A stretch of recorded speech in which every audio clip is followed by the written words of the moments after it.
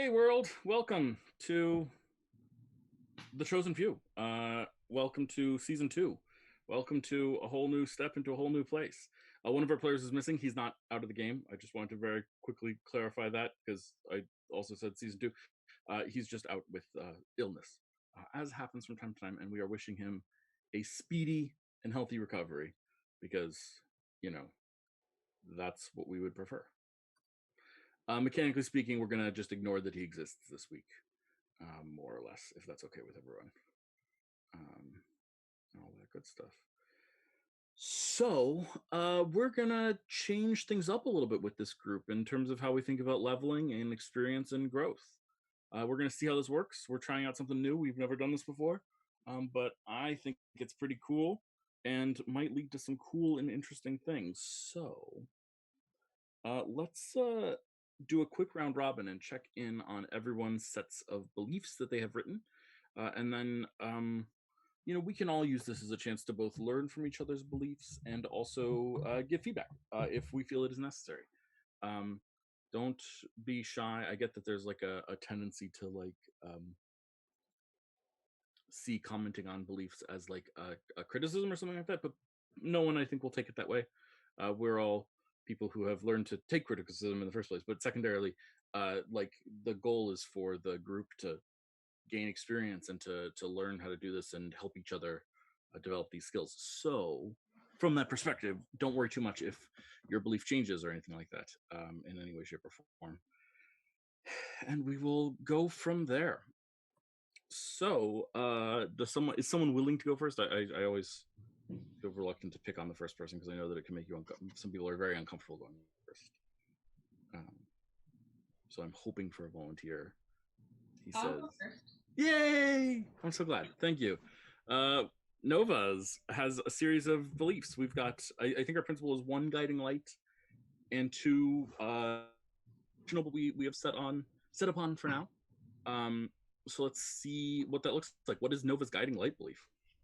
Nova's guiding light is that she is inspired by her great grandfather's heroic deeds during the rebellion, and that she will throw herself into danger to protect her friends and family. Mm-hmm. Yeah, so this is a great belief. This is a particularly great, guiding light belief because it's not something that you can ever accomplish, right? You can't that cannot be done, right? It is something that you can always try to do though, right? And I really like this because it guides your role play in lots of circumstances, particularly combat, right? Because you have this thing on your page, right? If there's a combat and a monster charges towards one of your friends, then you mechanically will want to get between your friend and that monster, even if it is provoking attack of opportunity against you or something like that, perhaps. We'll find out what you will do with that. But that I think is a really great guiding light belief. So kudos, and I like it. Cool. You want to do your other beliefs? Belief 1 is that based off of the time that we spent in the Kava, Nova's itching for a good fight, and she wants to defeat a great foe on the battlefield to prove that to herself and her party that she still has worth as a fighter.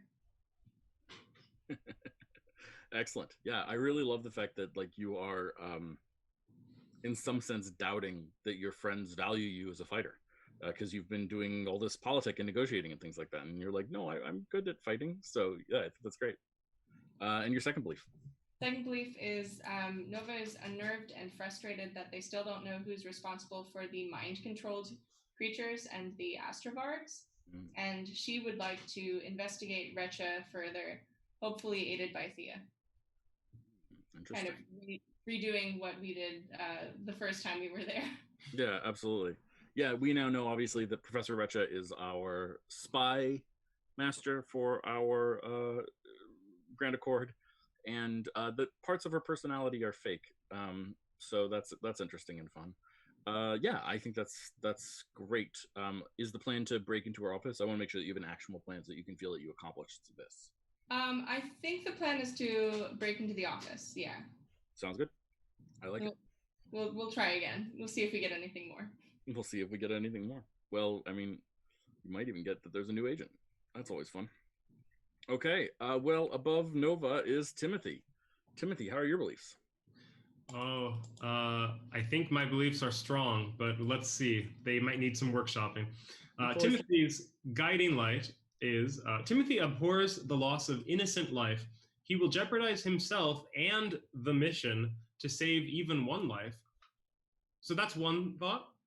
That is a great belief, and you have to admit that there are times that that'll put you in conflict with your party, in really potentially interesting and compelling conflict with the party. And right? it already has. Yeah, I love it, and it feels very true to Timothy. Yeah. How does everyone else feel about the belief? That feel good to everyone, more or less? I always like to just clarify that because, like, Nova's guiding light belief is one that's like, I'm going to protect the party, but this is one that's like, no, if the party's wrong, I'm going to go against them. So, like, I just that there could be some tension there. It would not surprise me.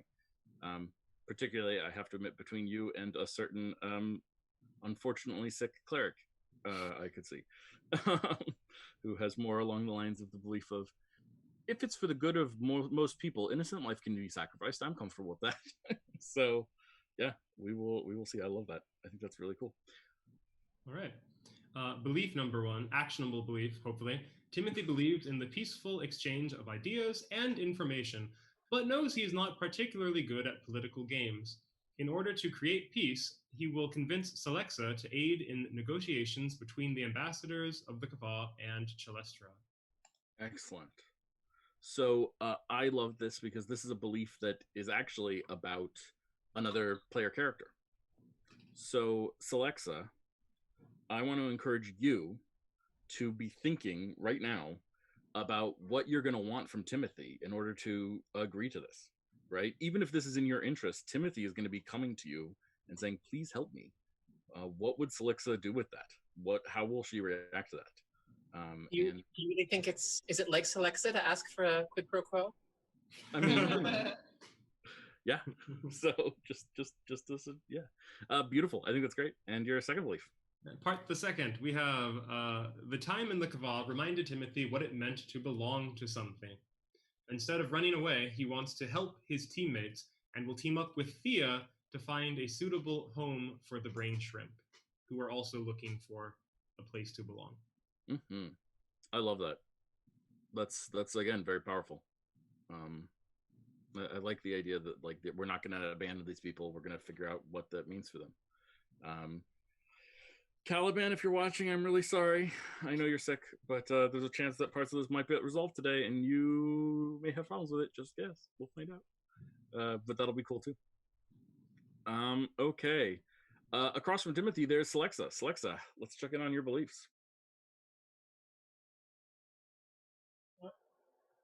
Okay. So Celexa's guiding light is that Celexa wants to prove to herself and others that she can live up to her great-grandmother's legacy.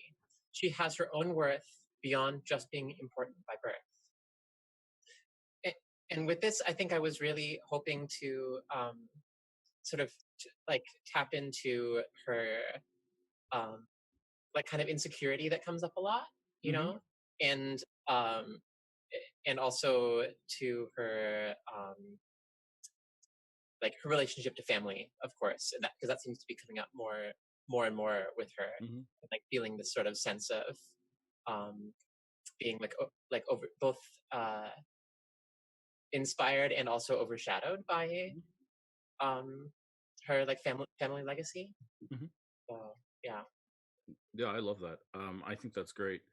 I will admit that we haven't really played yet into some of the legacy components of your character because we've been in a place where no one has really known and or cared about the legacy components of your character. But it hasn't been relevant, yeah. But I can imagine that it will become one in a really fun and interesting way, and we will see that moving forward. I love it. I think that's great. Cool. And kind of indirectly, I guess her legacy relates to the fact that she has this patron in the first place. Like it's because of that family legacy that she was able to get this this patronage. So actionable belief number one, I'm going to say Celexa sees an opportunity in the upcoming pit match. She wants to attract followers of, how is it, Magli? Magli Black Ice, if not Black Ice himself, to be spectators, so she can impress them and talk to them. Definitely. Yeah, And that seems like an actionable thing. I like it. cool. And then the I guess with the implication that she kind of wants to like insinuate herself into that group a little bit. And then the other one was one that Matt, I got a little feedback from you, and I kind of like tweaked it a bit, but we didn't really like settle it. Sorry. Which was no, it's fine. So where I left it was Selexa's conversation with the Naga necklace left her feeling that she is involved with powers beyond her understanding. She will try to seek the Lady Aya's advice about the necklace. In the process, she hopes to learn a little more about her patron, to feel more secure in her growing power, and to better understand the cost of her growing power. Yeah, I think there's a lot in that belief. I think the reasons behind it is why there's a lot. But the actionable item is go speak to Lady Aya about this. And that is just doable. So from my perspective, that seems like a good actionable belief. Okay. Yeah, and so we can kind of see what if that happens, we can see what that spins into. Yeah, exactly. Okay. Beautiful. Okay. And Thea. Yeah. So I haven't yet come up with a guiding light. But for today, I did come up with some beliefs, actionable things. So belief 1, Thea still cares about the well-being of the brain shrimp, and she wants to find a person or maybe a group of people to be willing hosts for them, or one of them at least. Yeah, that seems like a great belief and seems very in line with your behavior so far. I'm done. Ooh. And belief number 2, so Thea misses having a close friend around all the time. All the time. And sees potential to get closer to her teammates. So she'll want to jump in at, I wrote, any opportunity to help them. Probably to help Nova investigate Breccia. But maybe other things might come up as well. Yeah. Say, I don't know, there's this pit fight coming up soon. Yeah. Beautiful. Okay. Yeah, I like that. Do you want a do you want to wait on guiding light beliefs, or do you want to hash it out a little bit now, or what do you want to do? Yeah, maybe if you could help me hash it out a little bit. I'm Does anyone have having any a hard thoughts? time just thinking of like a thread to go through everything that she has been and possibly will be, you know. Guiding light beliefs can change over time, of course. I don't want to imply that they're stuck there. I just think that like the actionable beliefs will change every couple of sessions. The guiding light will change like every season or so, more or less. So I just want to give it more room. Does anyone have any thoughts for Thea? Something that they see as being core to her character that comes to mind? Is the sense of belonging something that's core to the character? I think so, and I was kind of thinking of maybe something with loyalty, like somehow she feels, that belonging and loyalty kind of mesh. Okay. But yeah, I don't know where to go from there. That belonging and loyalty mesh. Why doesn't Thea feel like,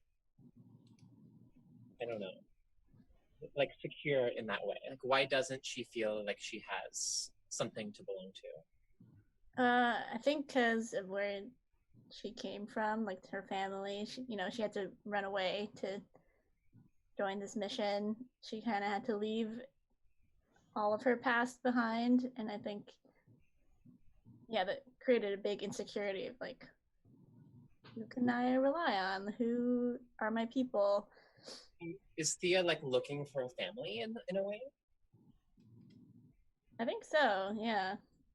Maybe in a way, yeah.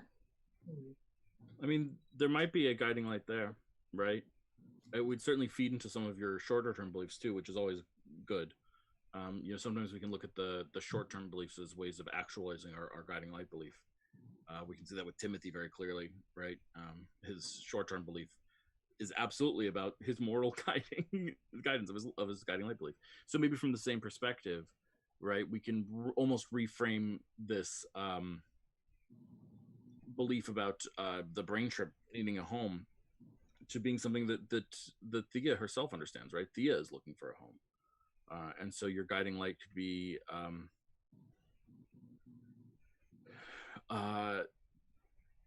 being exposed to the brain shrimp made me feel like I belonged for the first time in my life. I need to seek and find ways to belong and bond with my friends or family, or something like that. I don't know if I have the wording right yet. It takes several tries sometimes, but something about something that's like about tying people together, right? And then like one of the things I think is beautiful about that is that we can use it as a guiding light belief for your character. But as your character grows and matures, the guiding light belief, you might find that you have a family, maybe in a Dungeons and Dragons game. After levels of adventuring with people, you might find some sort of familial ties with them, and you can expand it outwards to like what you're doing with the brain chip is actually looking for their family, right? And try to like push it towards something like we can find family for other people, right? Or something. Oh, yeah. Get that whole Yemisi good vibe of bringing people together in community and all that good stuff. Yeah, I like that. Okay. So we didn't really discuss numbers, but I think in general, if you work towards a belief, you're going to get 1 point. If you accomplish a belief, you'll get 2 points. And we will say, and we're doing this collectively as a group. And I think we'll say like maybe 40 points a level. We'll see how that feels. If that's too long or too short, we can mess around with that. That's like 2 almost perfect episodes, but I think almost perfect episodes is a lot to ask for. So I think that'll end up being like 4-ish sessions would be my guess. But if it's starting to feel too easy, then we can expand it. And if it's feeling too hard, we can decrease it. Numbers. It's amazing what you can do with them. You can expand them. You can decrease them. Do whatever the heck you want. All that good stuff. Does that feel good to everyone? Okay. Beautiful. So it's a lovely day on Terra Vest. It's a little hot there because it's a little hot here. And I am feeling like everything is just a little hot right now. So I'm going to stick with the temperature. I'm not going to simulate anything. I'm just going to exist within it. Real actors can simulate things without having to exist within it. This is something that a lot of directors don't seem to understand. But, whatever. Oh, I'm sorry. I didn't get the memo. I'm character acting right now. So. Oh. Yeah. Fair enough. You're back. No, I was watching an interview with someone, and they were pointing out that like their comment was, "I can act like I'm cold. You don't have to dunk a bucket of ice water on me." And I'm like, yeah, no shit. You don't have to dump a bucket of ice water on anyone ever.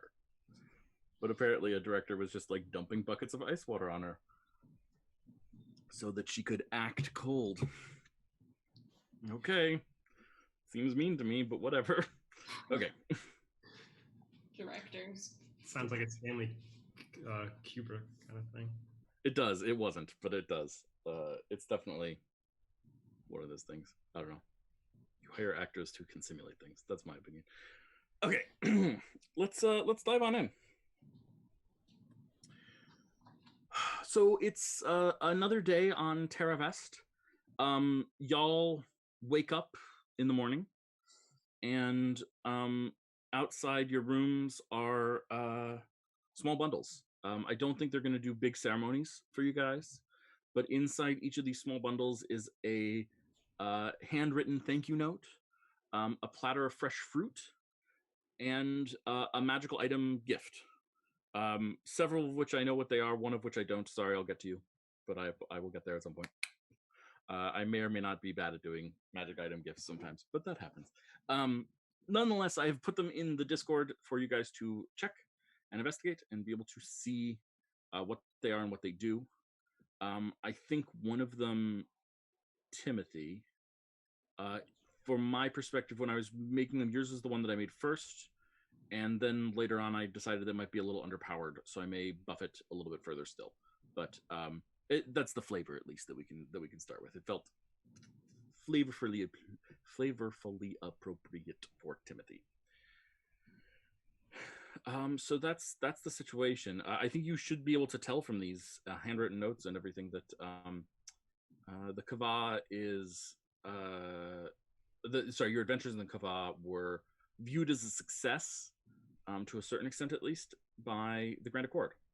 And they are very happy with you guys right now. Obviously, for you guys, your primary contact with the Grand Accord has been Roland, Oathkeeper Roland. But the notes are actually written and signed by Ara Lightpath, who's the current leader. And she's negotiating peace talks all day, or attempting a peace summit. We'll see how successful that goes. But right now she's working with Magley Black Ice directly and several of his people, as well as Casher. So let's start with you guys and what you guys want to accomplish today. What are your intentions? What are your goals? What do you want? And let's pick Timothy to start. Well, if I am aware of those peace talks and negotiations being underway, I think I'd love to I think I'd love to try to elbow my way into them at some point, or try to come up with a plan to access them. Sure, yeah. What's your plan to access them? Do you want to just walk in and pretend like you belong there? Do you want to ask if you can go? Are you looking for permission? Are you doing things? What's the plan? Well, Timothy, I think, has this harebrained idea. So I think he'll probably run it by someone on the team first. Okay. So I think maybe he'll walk down to Selexa's room, which is in the lab. Yeah. Sounds good to me. Hey, Selexa, good morning. You're muted. Muted. Hi, good morning to you too, Timothy. So always, so great to see you. I must say, I'm very fond of your living arrangements here. Well, if not jealous. Yeah, well, it's I'm sure you can find somebody else to set you up with some other place, but this one's mine. Understood. Well, you know how the Celestran saying goes. You can take the lizard out of the lab, but anyway, I feel like as you might have heard, I was in the newspaper the other day, and I was scanning through that story, and I also saw in the newspaper that they were doing peace negotiations and talks. And I think we should be there, or at least I think I should be there, because I don't know. I'm from Celestra. I rather not have my friends, acquaintances and colleagues and current wife slaughtered in a war. So I feel like this is very personal for me. I mean, was it just me? Did you get a bunch of fancy fruit and stuff this morning? Too. I don't know. It doesn't. I took that as an indication to take the day off, but I don't know what you think.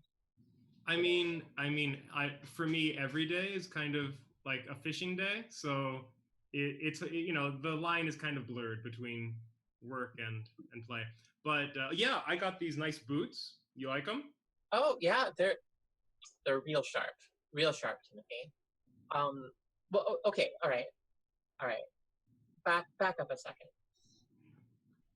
You, for whatever reason, you want to be around this like conversation. That's fine. What does that have to do with me? I'm not good at talking like you are. I have the academic language down pat, of course, no worries. And any genus or species of fish, you got it. But I know who to come to for that. Absolutely. yeah. Yeah. I feel like I need your help. You have a certain way with words, and people tend to do what you say. You're too sweet. And here, and get this. What I'm picturing is like, who doesn't love a fishing trip? Like, don't you think these peace talks could be smoothed over even better with like a weekend fishing trip? Go out on a yacht. Well, I have to say my experience with fishing trips is has not been maybe quite as like profound as yours. It sounds like, but if this really matters that much to you, It does. then maybe we can find some way to make that happen. But who do you? I mean, aren't these talks happening like now? How are we going to get them? What do you think? What are you thinking? How can we like? Where can we find them? Even Again, I came to you. So I mean, my idea was to be, knocking on the door with my fishing pole and going, "Hey everyone, let's iron this out with a few ales and a few tails." well, here's the other wrinkle. We do have another plan for the day. I mean, I don't did we tell you that I don't know, Nova was like, how she gets, and she wanted to go and like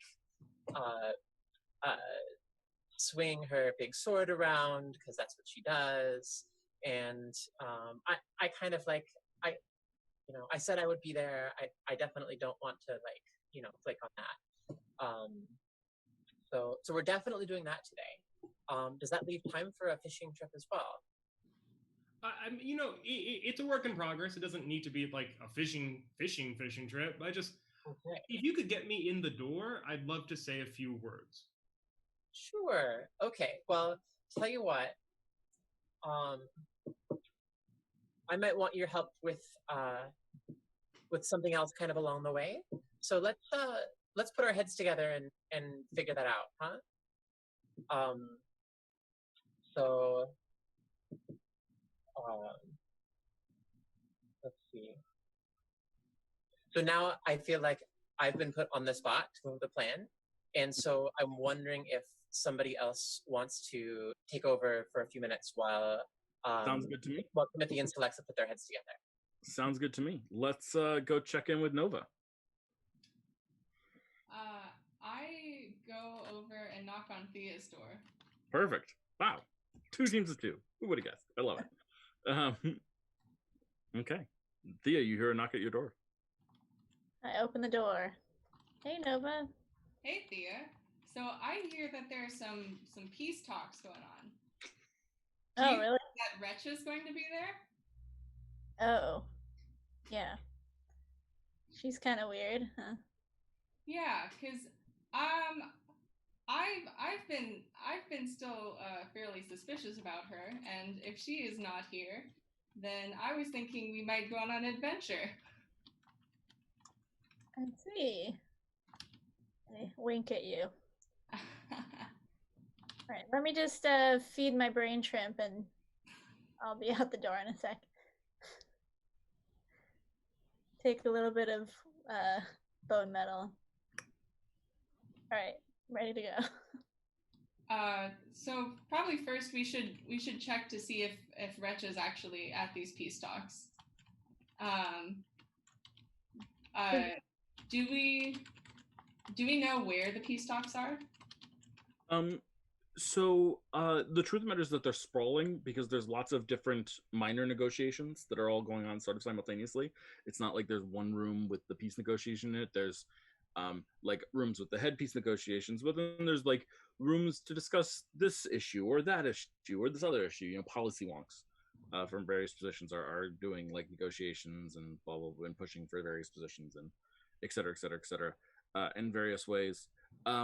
So she would almost certainly be like one of the sciency ones about technological exchange, and this is actually most likely to be one of the more heated ones that's going on because Chalestra is very frustrated with the fact that the Kava has all this technology that they're not willing to share, and it turns out that a lot of it also like was manipulating the ability for people to get to the stars in various ways, and was also powering a giant shield around the planet that was not there with people's permission, and blah blah blah. So it's like a very hotly contested one. So yes, Professor Recha will certainly be there. If she's if she's at the peace talk, she will be there. And I think that that's going on. Oh, I don't know. There's a big building in the Kva. It's an old gambling. Sorry, not the Kva. We're at Terravest. Matthew, you made this world. This is your fault. There's this old gambling hall that was back when this was the seat of the Hydra throne. This gambling hall was one of the most famous places in all the world, and a destination for people who were interested in that sort of things. It has been reclaimed now by the Grand Accord, and is no longer a I think Las Vegas style gambling hall, we could call it. And so this is the place that is being used for the peace talks right now, primarily. The palace is being used by the Grand Accord in general, so you guys are staying underneath the palace. But the peace talks are at this place. I've forgotten the name, Marcus. I don't know if you remember the name, but the Velvet something or other. If you remember, that would be great. I've suddenly forgotten the name. Don't worry about it though if you don't. Okay. Maybe, let's see. Thea, what do you think? Should we just go to her lodgings and see if she's there? Or should we check and see if we can see if she's at these peace talks? It's probably easier to just check her lodgings first, at least, right? Okay. Is there a way that we can find a schedule for the peace talks to see how long they're in session? Mm-hmm. Yeah, that's a good question.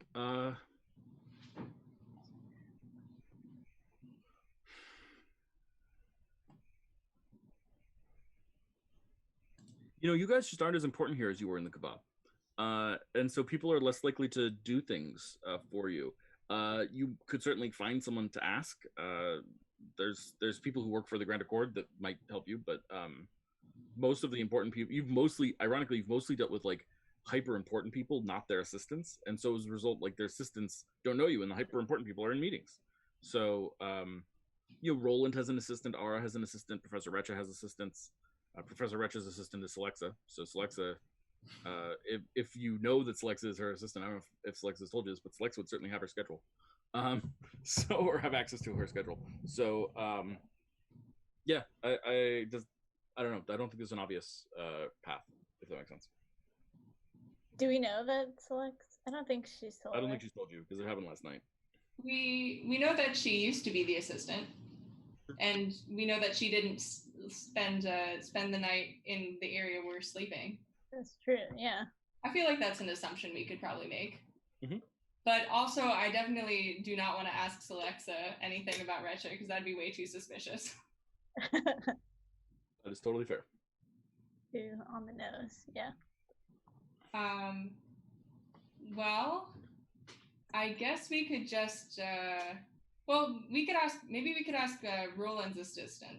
We've probably run into him before. Or her. Them. Yes, you have run into her before. Yeah. Okay. Yes, you head over to Roland's part of the palace. and Roland's assistant is a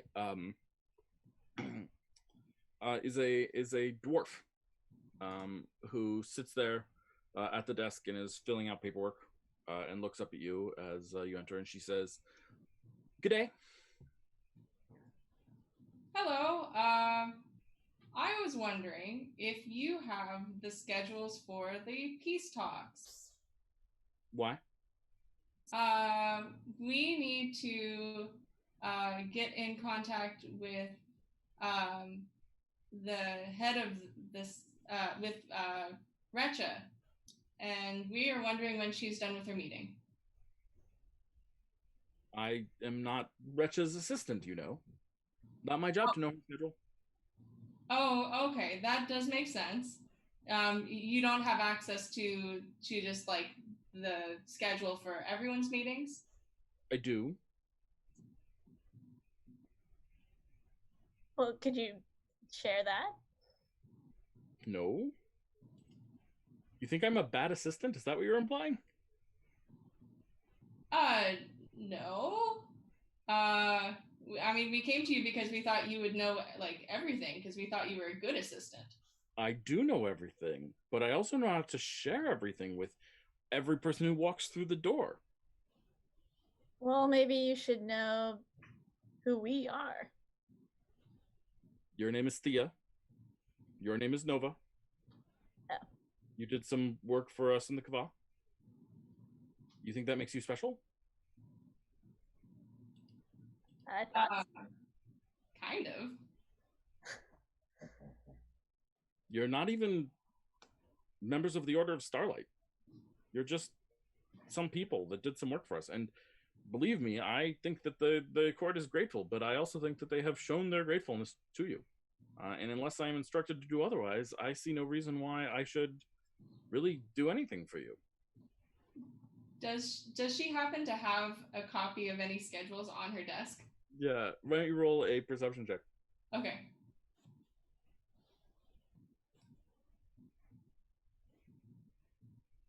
Let's see. Come on, perception. Mm-hmm. Yeah, you see her as she slides something that is very clearly a schedule underneath the papers that she's working on. She's sort of taking notes on something. Do we happen to see the information we want? No. No. what time is it? It's morning, so we'll say like 9, 10. I was thinking like if it's close to lunch, she might leave, but maybe not. You can always wait for that. Maybe we could cause a distraction.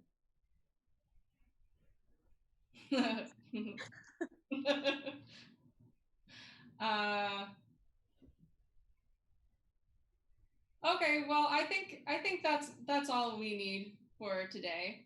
Sure. Glad I could help you. And she smiles. Yeah, thank you. Okay, well, goodbye, I guess. Bureaucrats. Always annoying.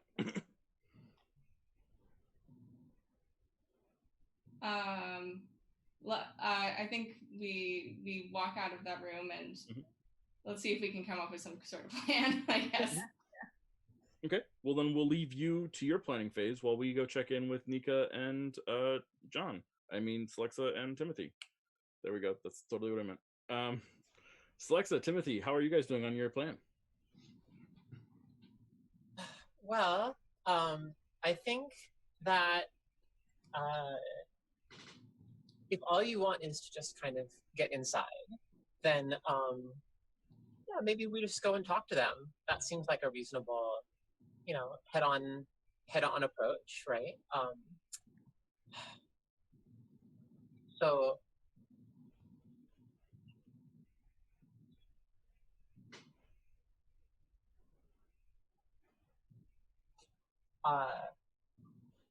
yeah, so Lexa will just kind of grab her gear and she and she'll gesture to walk out, and they'll head over to where the peace talks are being held. Okay. Yeah. So you head over to the Velvet Celesta, which is again the name that I couldn't remember. The Velvet Celesta is it used to be a exorbitant Las Vegas style gambling den, but has been taken over by the Grand Accord. Sort of in partially because like the city sort of decreased in popularity after the fall of the Hydra Throne gradually, and partially because they didn't really want to have a den of like high stakes corruption right next to their power base. They thought that might not send the right message, so they shut it down and took it over. So you head over to there. It's still got sort of that faux classiness, right, of Vegas. Huge chandeliers that probably don't really fit with the room, fake versions of landmarks from around the world. It's tacky, and they haven't really remade it yet. But it's also, but like some people really look at that and don't think tacky. They think like, ooh, wealth. And so it's both vibes, if you know what I mean. Mm-hmm. So you enter, and there's a person there. Sorry, before we enter, Celexa is going to cast. She's going to cast Enhance Ability on Timothy to enhance his charisma. Okay, I like it. What does this look like? How does Celexa do this? What does the magic feel like? Oh, that's a great question. I think Celexa,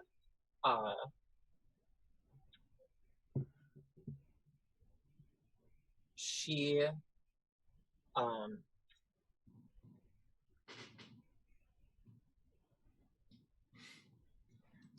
I feel like she pulls out a little like stick or a twig or something, and she looks at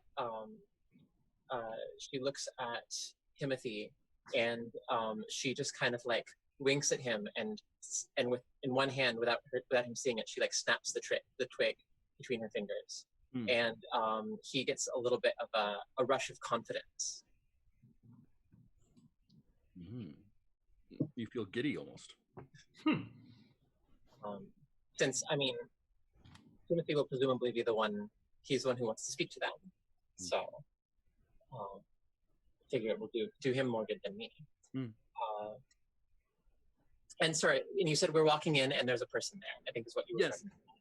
Yes. There's a couple of guards at the front, but they don't stop you. Okay. But just inside, there's someone who is very weirdly dressed anachronistically for the time. Very formally, old school, old-fashioned, like feels not at all appropriate to the Grand Accord, but much more appropriate to, again, this Velvet Celesta, this old place. Almost like they're wearing a tux, even though like that's not really what people are doing or whatever. And just looks at you. This older lizard folk just looks at you and says, "Sir, madame, can I help you?" And Celexa, she is going to. So as they walk in, Celexa is having a conversation, like a back and forth with Timothy, right? And so she's talking. So she's saying, so yeah, I can't believe that we're going to be doing this thing later, like the whole like pit match thing. Like this, it feels a little dangerous, don't you think? That doesn't really sound my speed. You said I have to be there? Well, of course you don't have to be there, but I mean, gosh, it's going to be a little bit dangerous without you. As they walk in, right? And then they're greeted by the person who's there. So Alexis says, "Oh, I'm so sorry. Just one moment. We'll be with you in just a second." And she's we're just finishing our conversation. And she's going to tell Timothy, yeah, I just feel like this is going to be such an exciting moment for us, and like the danger, and I feel like uh, I feel like that a poem from my family that was passed down to me like is absolutely pertinent to this situation, um, and it starts with the wind in the trees, the elfin gardens, and there was an ominous rumble of thunder, and the the wolves howled and came rushing in, and people that there was the family could not stand alone, and somebody had their close friend had to come and save them. And this is paraphrasing from a poem that she recites to Timothy. And the intention is for the conversation to happen in front of the person, and for them to be drawn in by the poem. Yeah, absolutely. Is it a saving throw? And if they, yes, and this is a saving throw for enthralling performance. Okay. And it is a sorry, one moment. Wisdom, I think. DC 15 wisdom save for enthralling performance. Okay. I get a 3. So this person is idolizes me, speaks glowingly of me to anyone who speaks to it, and hinders anyone who opposes me for an hour. Go on. What happens next? Well, right. I guess that depends on Timothy here.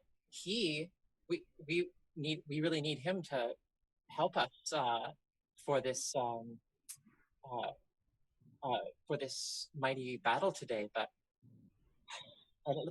he seems to think that he has other things that are more important that have to happen first. You know, I don't. Maybe you can help. He just needed to have a quick word with somebody inside. But I promise you, it'll be just a moment, and then. Who are you looking for, sir? I'm the head leaders of the Kava and Chalestra. You know, is Professor Recha here? I think she was actually expecting me. Yes, of course, but you'll finish your tale first. Yes, I want to hear that. That's just the wind, and it's so exciting. Oh yeah. Well, and then he sort of like turns away from you for half a second. And says, "They're in room 1A, just straight across, and then take your left and head into the grand room there. It's a little spacious, but that's where they're. So tell me, what happens with the wind?" So I suppose at this point, what will Timothy head in while Alexa waits? Okay, that will happen, and she will entertain her new friend.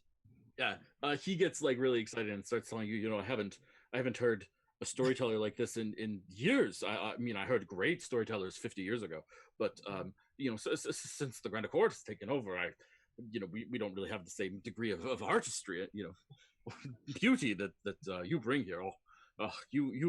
You would belong here in the highest of times, not these low forms now. Just giddily excited about. He wants to sing your praises. He like tries to bring you somewhere else to like have you perform for his friends in the wait staff, right? Because basically what's happened is this place, the Velvet Celesta, has the Grand Accord disbanded it, but took it over and kept all of the workers that were there. And so all the workers are like used to waiting on like high rollers with art and music and lounge singing or whatever, and now they're like waiting on like peace talks and things like that, and so they feel very out of place. but they haven't really changed any of the traditions. But he's just so excited to see like art again. So this was like even giddier. Yeah, go for it. I am going to try to winkle a little more information out of him. I am going to I'm gonna say Alexis said something like, I heard there was some kind of like a bar or a tavern around here somewhere where all of the like Chelestran uh, people, all the guards and the folks from the Chelestran ambassador's office, were they all hung out?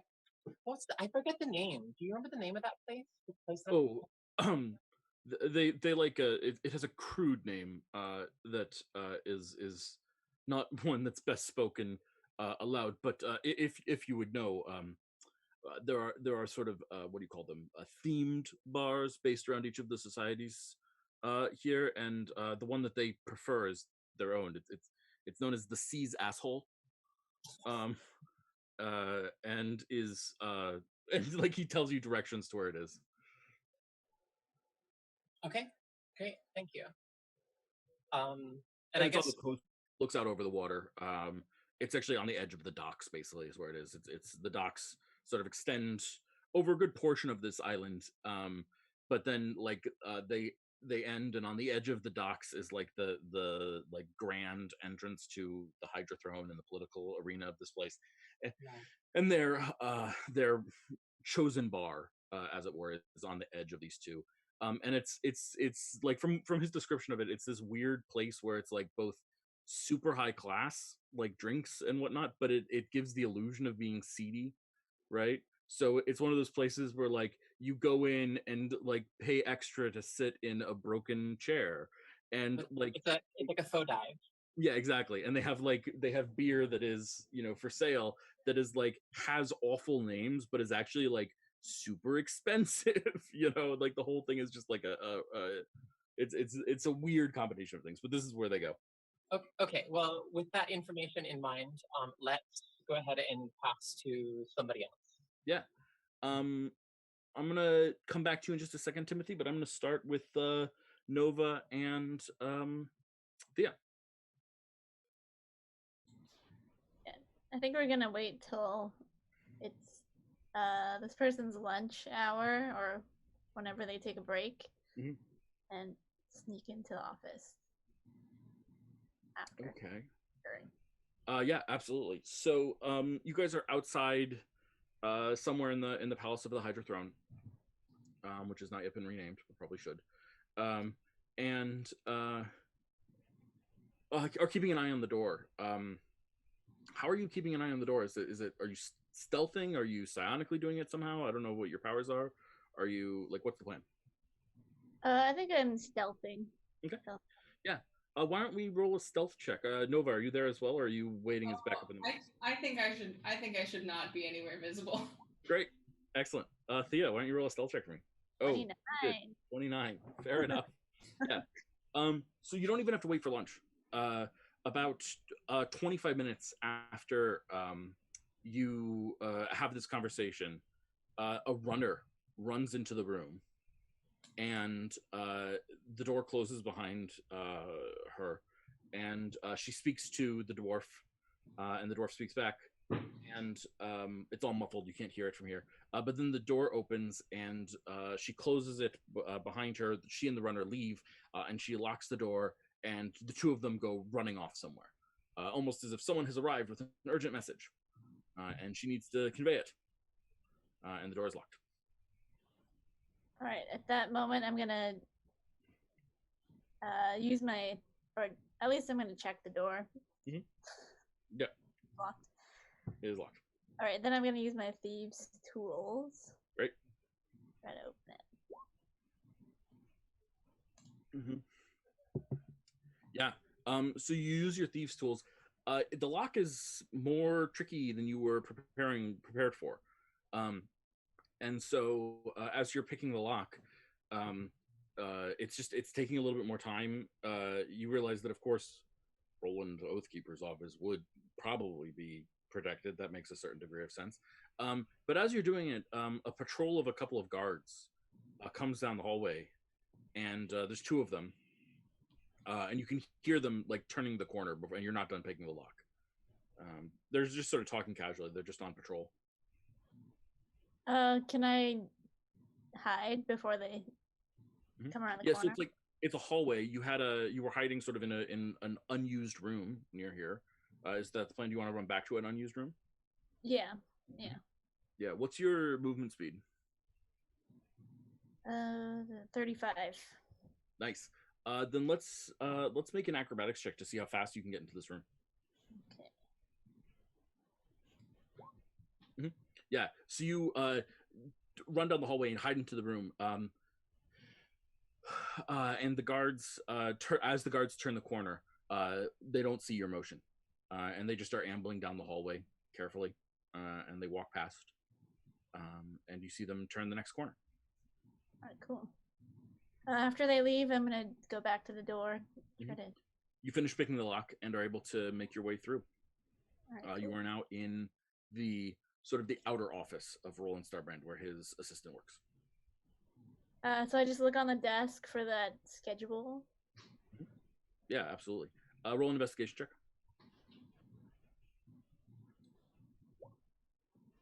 Yeah, you're able to search through the notes, and you find that it's in the top drawer. It's very easily accessible, and it has like sticky notes all over it with corrections and changes for Roland personally. So you can tell that like things are evolving a lot, and as they go, like things are changed and penciled in, scratched out, and crossed out. So the schedule's fully detailed. It's the full conference, but you know, it's you can see that Roland is needed a lot. Can I see when the science-y conference is? Yeah, they're pushing for it it's going to start later today. Not substantially later today, but a little bit later today, around like 1 o'clock is when it's slated to start after lunch.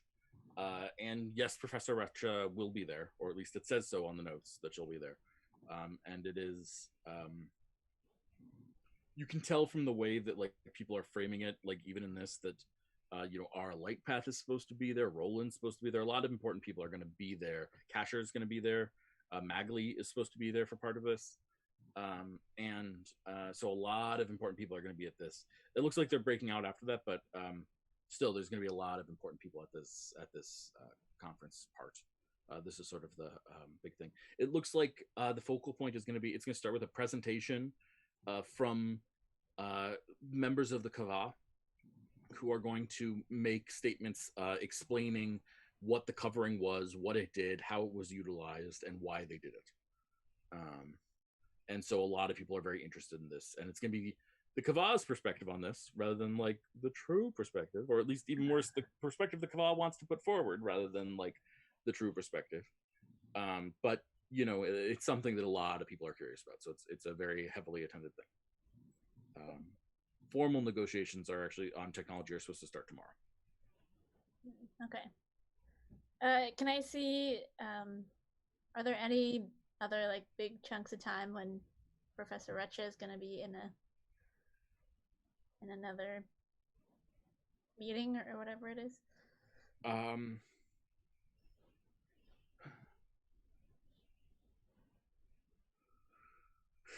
Okay, you rolled a 20 on your investigation? Yeah. Okay. There is a meeting that is marked in code. But with the 20, you're able to break the code. It is a meeting between several members of Chalestra with Professor Retcha.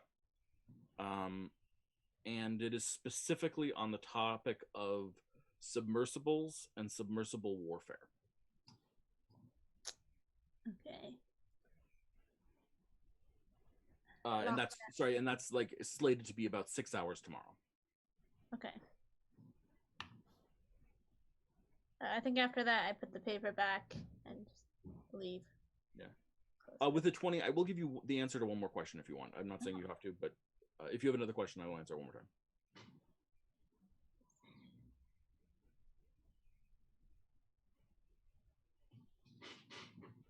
Are there any other questions I should ask?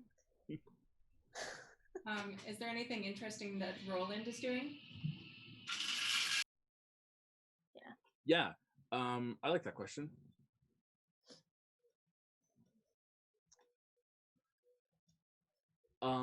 Roland's job in this right now seems to be trying to get the ambassadors from Abarak and Prian primarily, although also Sunera, to apply pressure and encourage peace. The Grand Accord seems to understand that Chalestra is the aggressor, but that's the head honchos of the Grand Accord, not all member states of the Grand Accord. So he's trying to get, his job right now is to try and get the leaders, the ambassadors from Prian and Sunera and Abarak in particular, and Prian, to halt trade deals if Chalestra draws blood, basically, is the idea. They're trying to apply, he's in charge of attempting to apply economic pressure. Now, as you guys know, Roland is not like, he's very smart and he's a wise thinker, but he's definitely like a military person trying to come up with non-military solutions to a problem. That is in some ways military as well. So how successful he'll be, that's a little bit up in the air. But that's his thought process right now. If he can make the war cost more than Chalestra willing to pay, then that might be worthwhile. Sound good? Yeah. And so you sneak out of the office and get away, and yeah, and I think actually timing wise, you get away as our dwarven assistant, she comes back, and so you just miss her, and she does not notice that you were there. Nice. Nicely done. Good rolling. Timothy. Okay, so, I'm heading toward the conference room, I suppose. Yep. With my ranger skills, do I sense any little cute animals in my path? Maybe like a little rat. A rat? Sure. I mean, I don't know. I don't know what other animals would be indoors. Yeah. So, I mean, I don't know if this helps you at all, but part of the Velvet Celesta has massive walls that are actually like fish tanks filled with fish. That may not be helpful to you, but that is all there, right? They literally have like tropical fish tanks. It's almost like they have aquariums on the walls in parts of it. Clearly there as like decoration rather than scientific appreciation. But you know, it's a thing at least. Okay. Well, all right. Well, that makes me feel more at home at the very least. All right. I will continue into the room. If you're looking for a small furry animal. Oh, sorry. Yes, Alexa. I want to ask a quick question. It's okay if this isn't. So I keep forgetting the past couple of sessions. I keep forgetting to be using inspiration, and I feel like I would have handed an inspiration die to Timothy as he walked in the door. Is that okay? Of course, absolutely. Thank you. You're a D6 or a D8? D6. Okay. So Timothy, you have a D6 inspiration die to spend on a roll. If you are unhappy with the result of your roll before you know whether it is resolved or not, you can add a D6. Always nice. Cool. Do you need a small furry animal for your plan or something like that? Because we can make something. No. I think it's okay. Okay. Excellent. Okay. There you go. So you enter, or what do you do? There's a door there. I will straighten my fishing jacket as best I can to make myself presentable and go on inside. Okay. Excellent. Sitting across from each other at a table, it's a long form table with groups of people on multiple sides, but we have across from each other, we have Kasher on one side, and opposite him you see a skinny, maybe 30-year-old human male, dark of skin, with a long mustache that extends rather like a handlebar mustache out from his face. And his black hair is greased down and back, and his arm is currently in a sling. And along his side, you see mostly lizard folk and humans, Along the other side, you see some members of the Kava as well as members of our Light Path and members of her entourage as well. And this skinny human has stood, and he's got one arm in a sling, but the other arm is just hammering like a finger down, And he says, until we receive answers for what it is that you have done to our planet, then there shall be no peace. And Ara, I do not understand how you can side with this fiendish manipulator, this creature that has been manipulating us for generations. And this is what you walk into.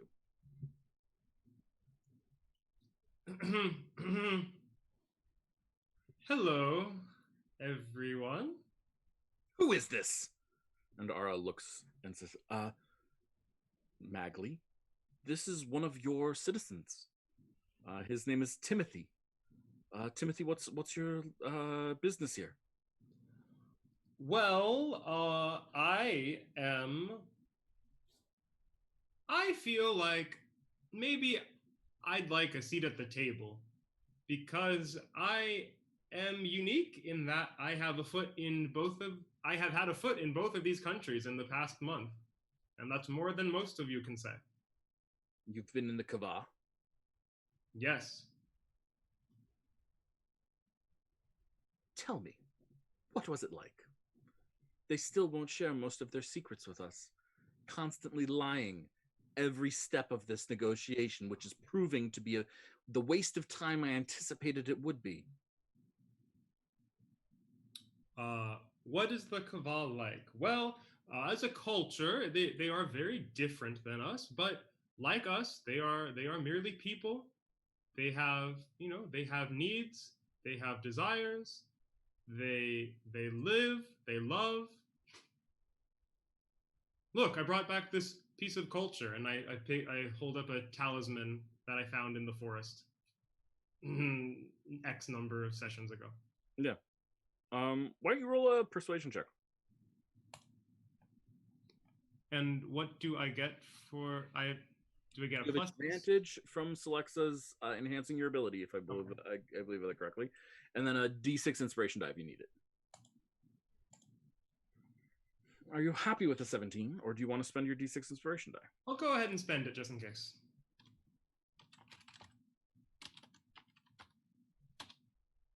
Okay. An 18 is better than a 17. Mm-hmm. Magley looks at you.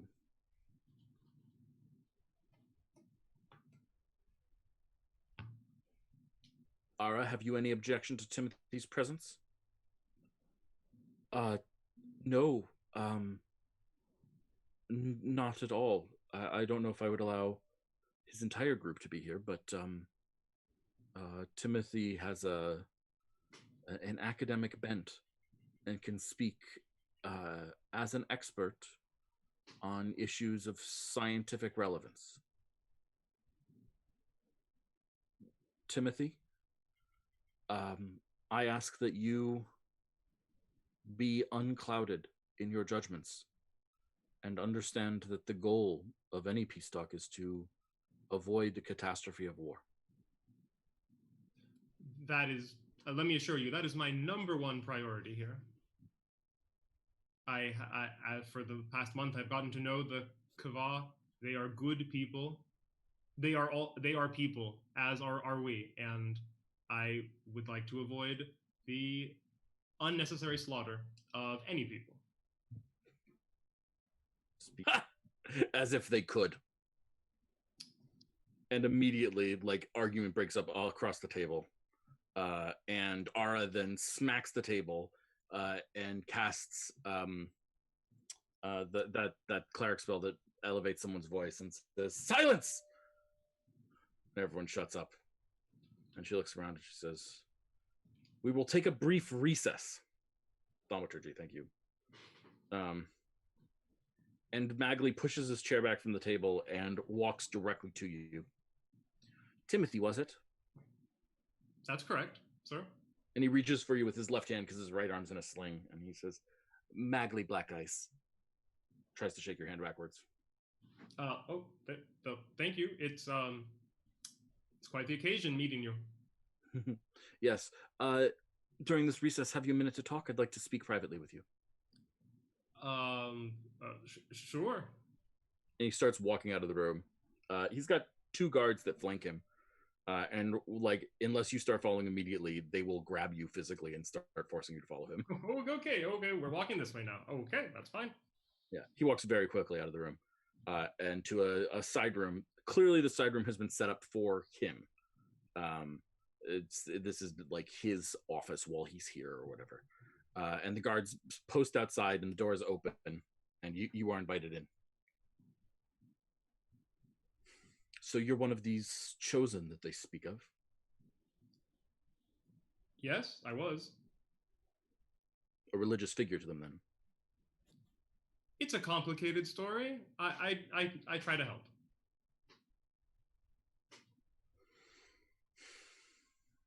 And you're one of mine, Celestrin? Not Yes, one of that's these correct. lizard folk that were born elsewhere and have lost their way? No. I was born and raised. I mean, I spent quite a bit of time abroad. I like to travel. Fisherman, are you then? Fisherman, biologist by trade. Did you work in Hille at the College of Cities? The City of Colleges? College of Cities. City of Colleges. I did. Yes, I did my undergrad and post-baccalaureate work there. Mm-hmm. Wonderful. I love fishing. It's the only time I get to be away from everything and be quiet. I know what you mean. It settles the mind and the nerves.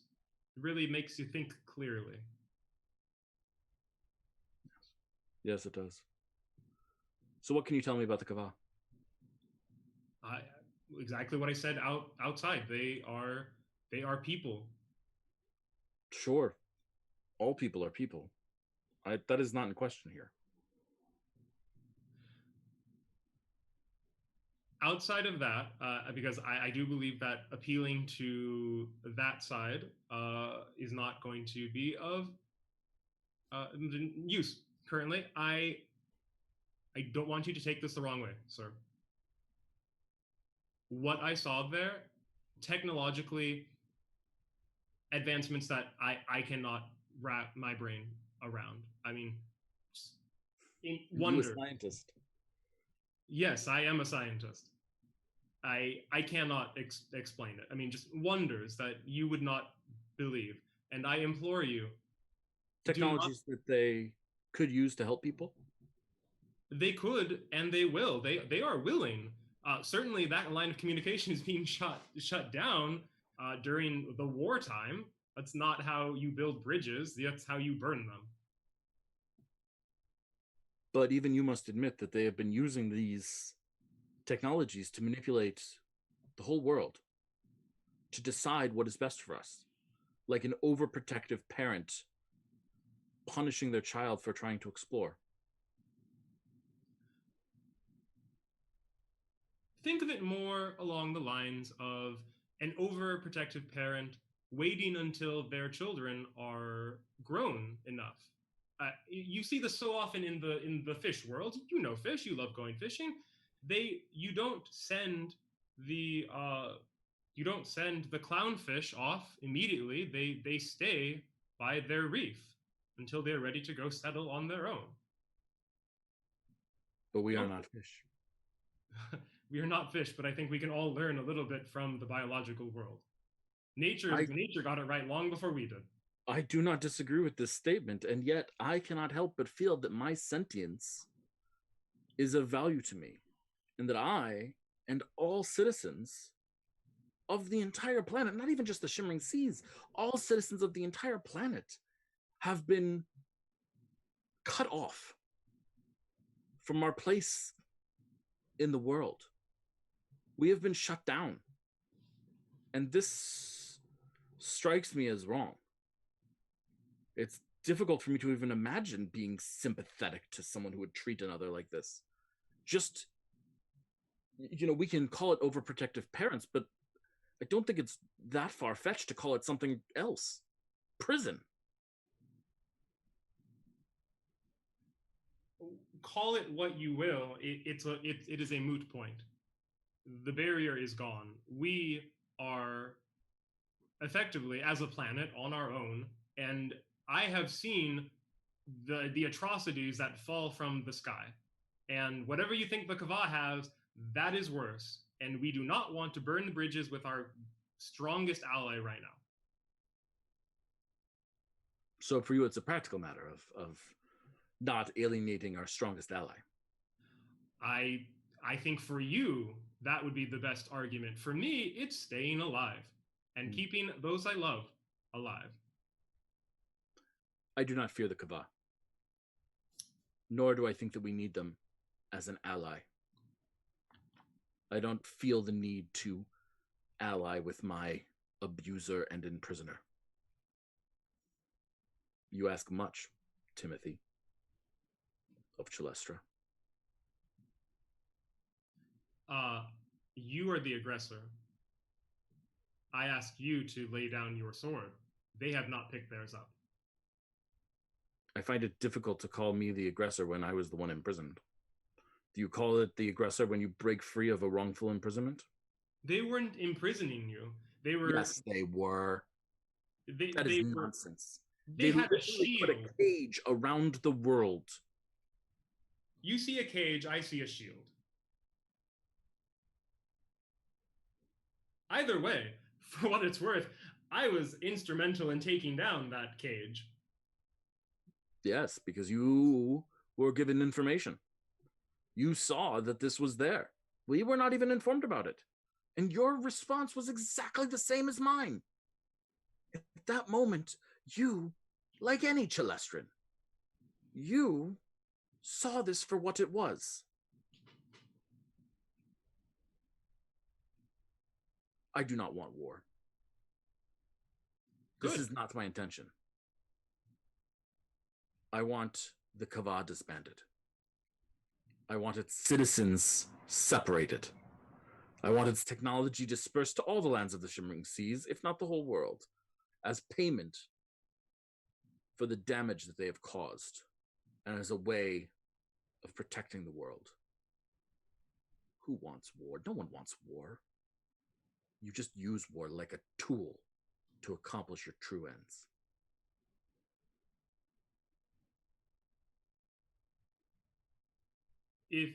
Is there no swaying you from this path?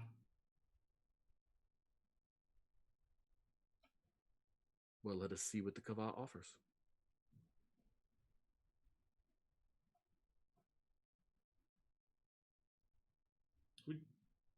Would you like a drink before we go back out and end this recess?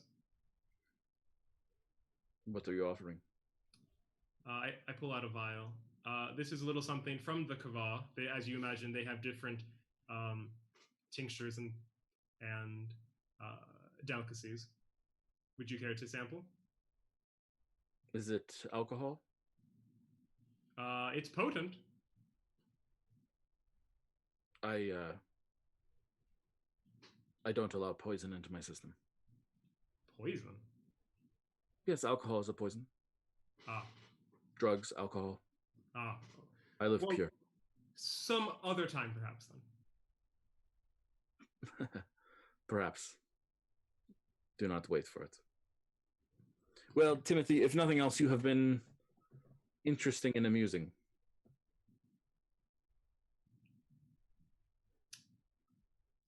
I hope to not see my brethren and friends dead on the battlefield. I hope that too. For each and every one of them is someone that means something to me. I care for all Celestrans, all our citizens. Have you yet written a paper on your experiences in the Kava? Because if so, I would very much like to see it. I'll send you the abstract. Thank you much. And he reaches forward with his left hand again to take yours. For the record, I didn't vote for you. Most people didn't.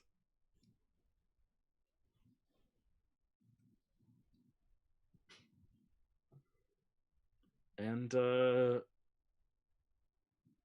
I want here a second persuasion check from Timothy. You still have advantage from selects a spell, but I just need to see where he's at. I'd like to use my luck point and re-roll that roll. Feel free. Very different perspective. Okay. Would you like to make an insight check on? Yeah, I would actually. I was thinking in my head, sense motive, but I wasn't even in the right game. Yeah. I was thinking read a sitch, but you know, whatever. I with a nat 20 and a 22 total, I will give you 3 questions that you'd like to know that you might be able to discern from this conversation about what's going on in Magli Black Ice's head. Can I think on them? Yes. Okay. And I think with that, we will take our break, if that's okay with everyone. Sounds good. We'll take a break, and when we come back, we will see what happens next with the Chosen Few.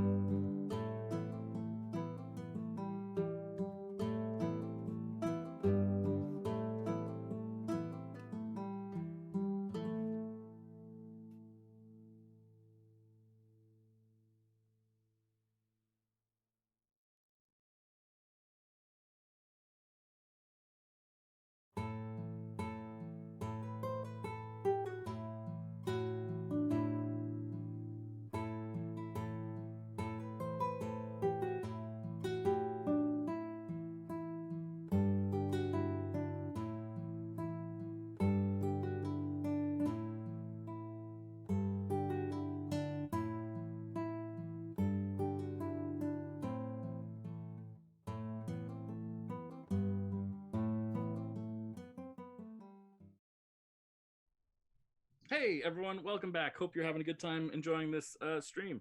Magly Black Ice just made an appearance in this channel on this episode, on this show, cross whatever. And what do you say it? What do you, Crossover? crossover? Thank you, crossover episode. Magly is, in case you didn't know, a major villain in another one of the campaigns. You might be able to tell that from the title of the campaign, which is The Assassination of Primarch Magly Black Ice.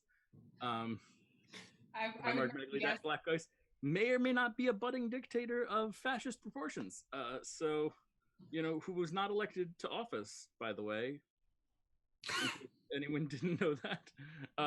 Just for a lore moment of clarity so that everyone knows, Chalestra basically decided to go, we're going to go pseudo-democratic. They didn't go full democratic in the sense of giving everyone a vote, because most budding democracies don't, unless they have some experience with the matter, and instead went with every tribal leader gets a vote. And then, like the United States did, they made the mistake of saying the person who gets the most votes is the Primarch, and the person who gets the second most votes is the Vice Primarch. And then the Primarch was assassinated prior to Magly Black Ice, or died in a haphazard freak explosion that wiped out many of the world's leaders that no one seems to know anything about. And none of my groups have investigated yet. Don't know why. We'll find out.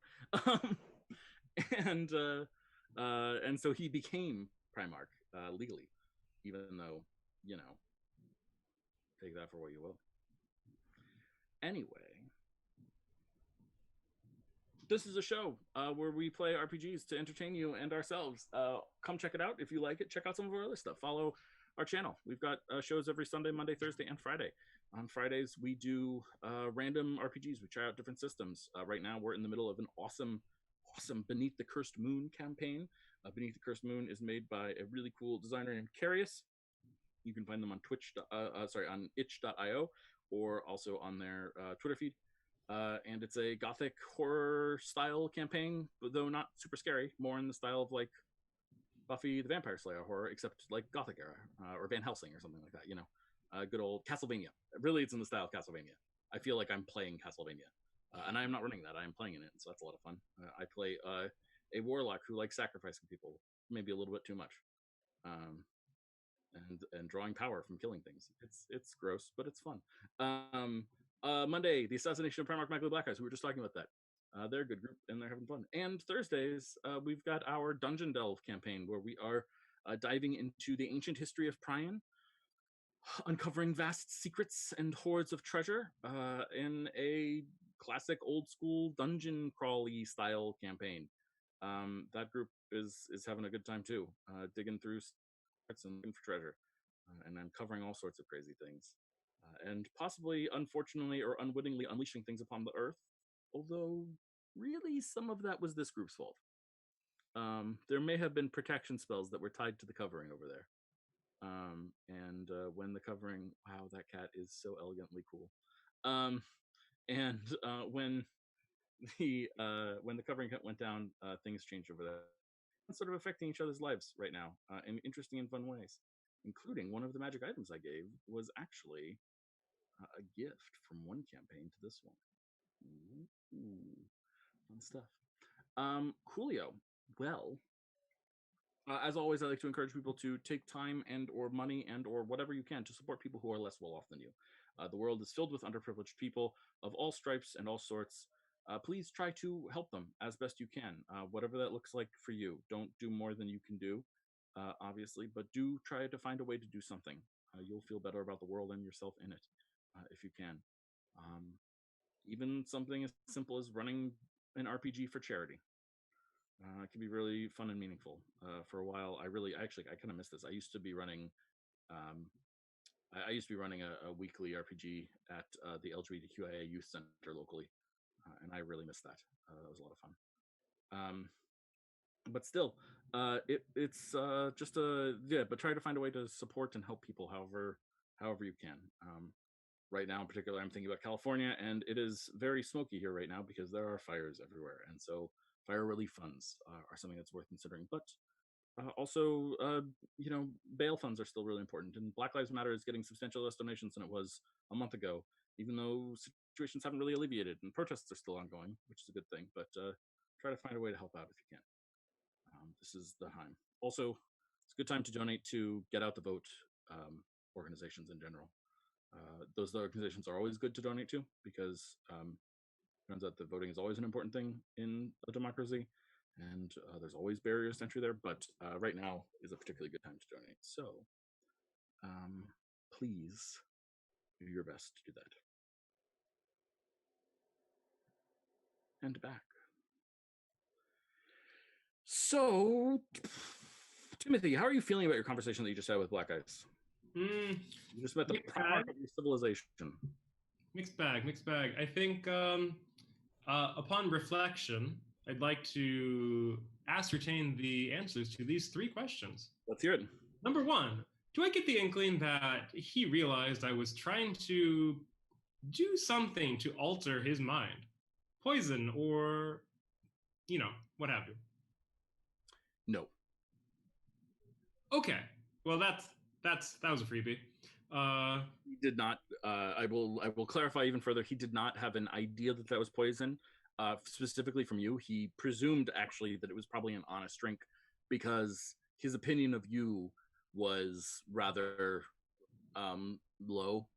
This is a simpleton. He didn't expect you of political machinations at all, or something like that. But he has been well trained not to take anything into his body, and he's very careful about that. So, okay.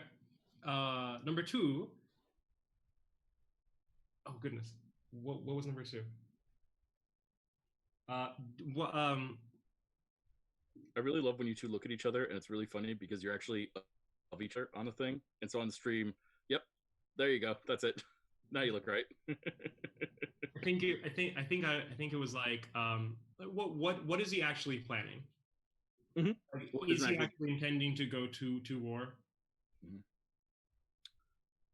I am comfortable saying that Primarch Magley Black Ice believes, possibly correctly, that his hold on power is tenuous, and a good old-fashioned nationalistic war may help cement his power.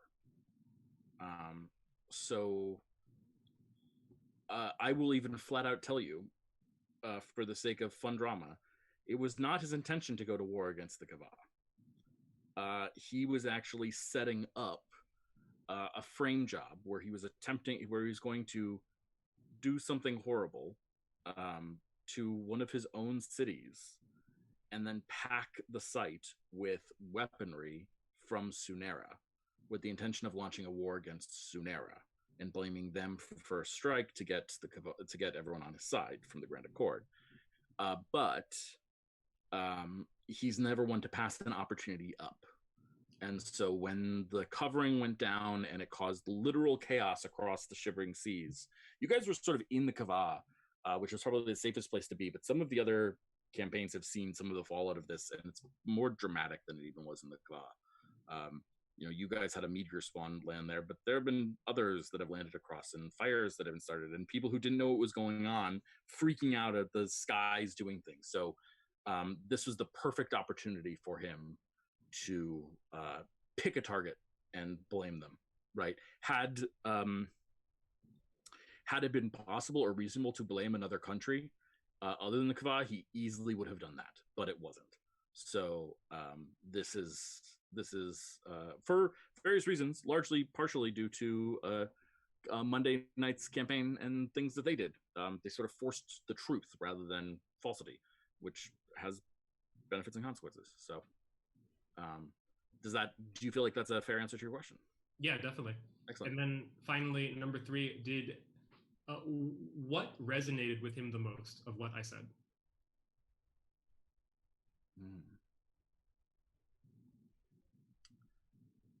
That the Kava is your most powerful ally in potential future problems. He seemed to care deeply that you said that and understood it profoundly, but then dismissed it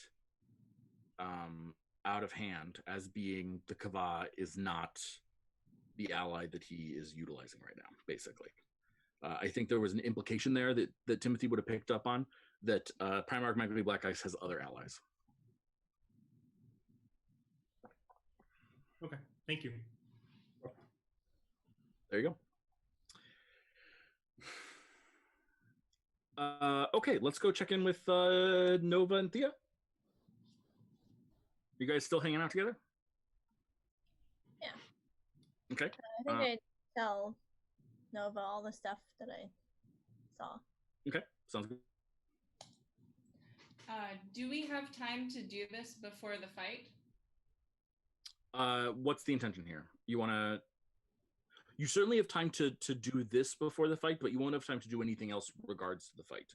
So if you want to like promote it or get people there or try to negotiate something to happen there or anything like that, you will not be able to do anything else.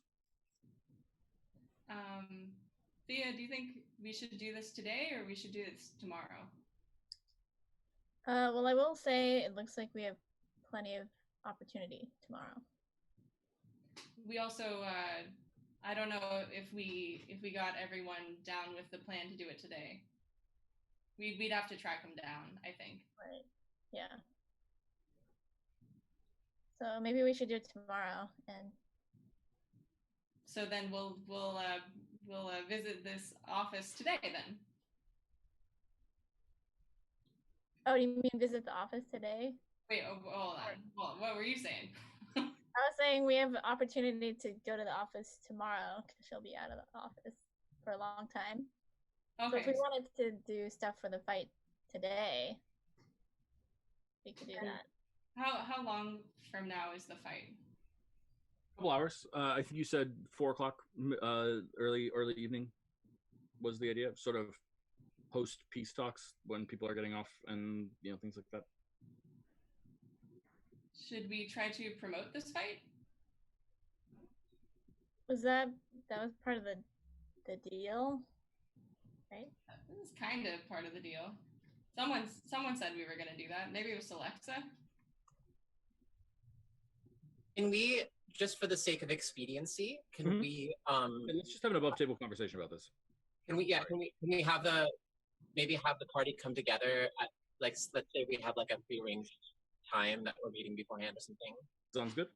I'll say, if it's okay, I'll say that Alexa took a short rest in there because she wasn't really doing anything. Sounds good. And yeah, so guys, we're gonna do this. We've got this thing to go to, right? So I feel like I heard about this great bar, and I feel like we should go and have a drink on the way. You want to get a drink before the fight? Well, I mean, yeah, like we want people there, right? So let's go just grab a quick drink, and we can bring some people along. It'll be fun.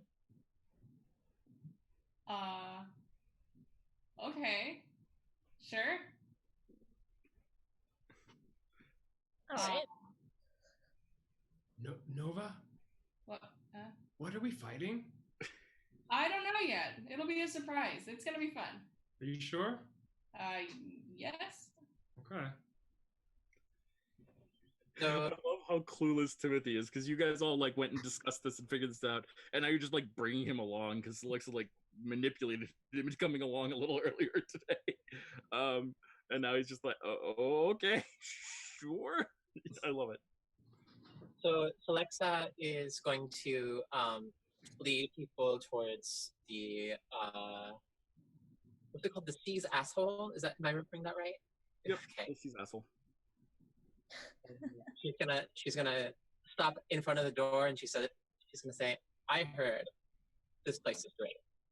Yeah. So the reason it's called the C's asshole is because it has a sign in front of it that's supposed to look like a whirlpool.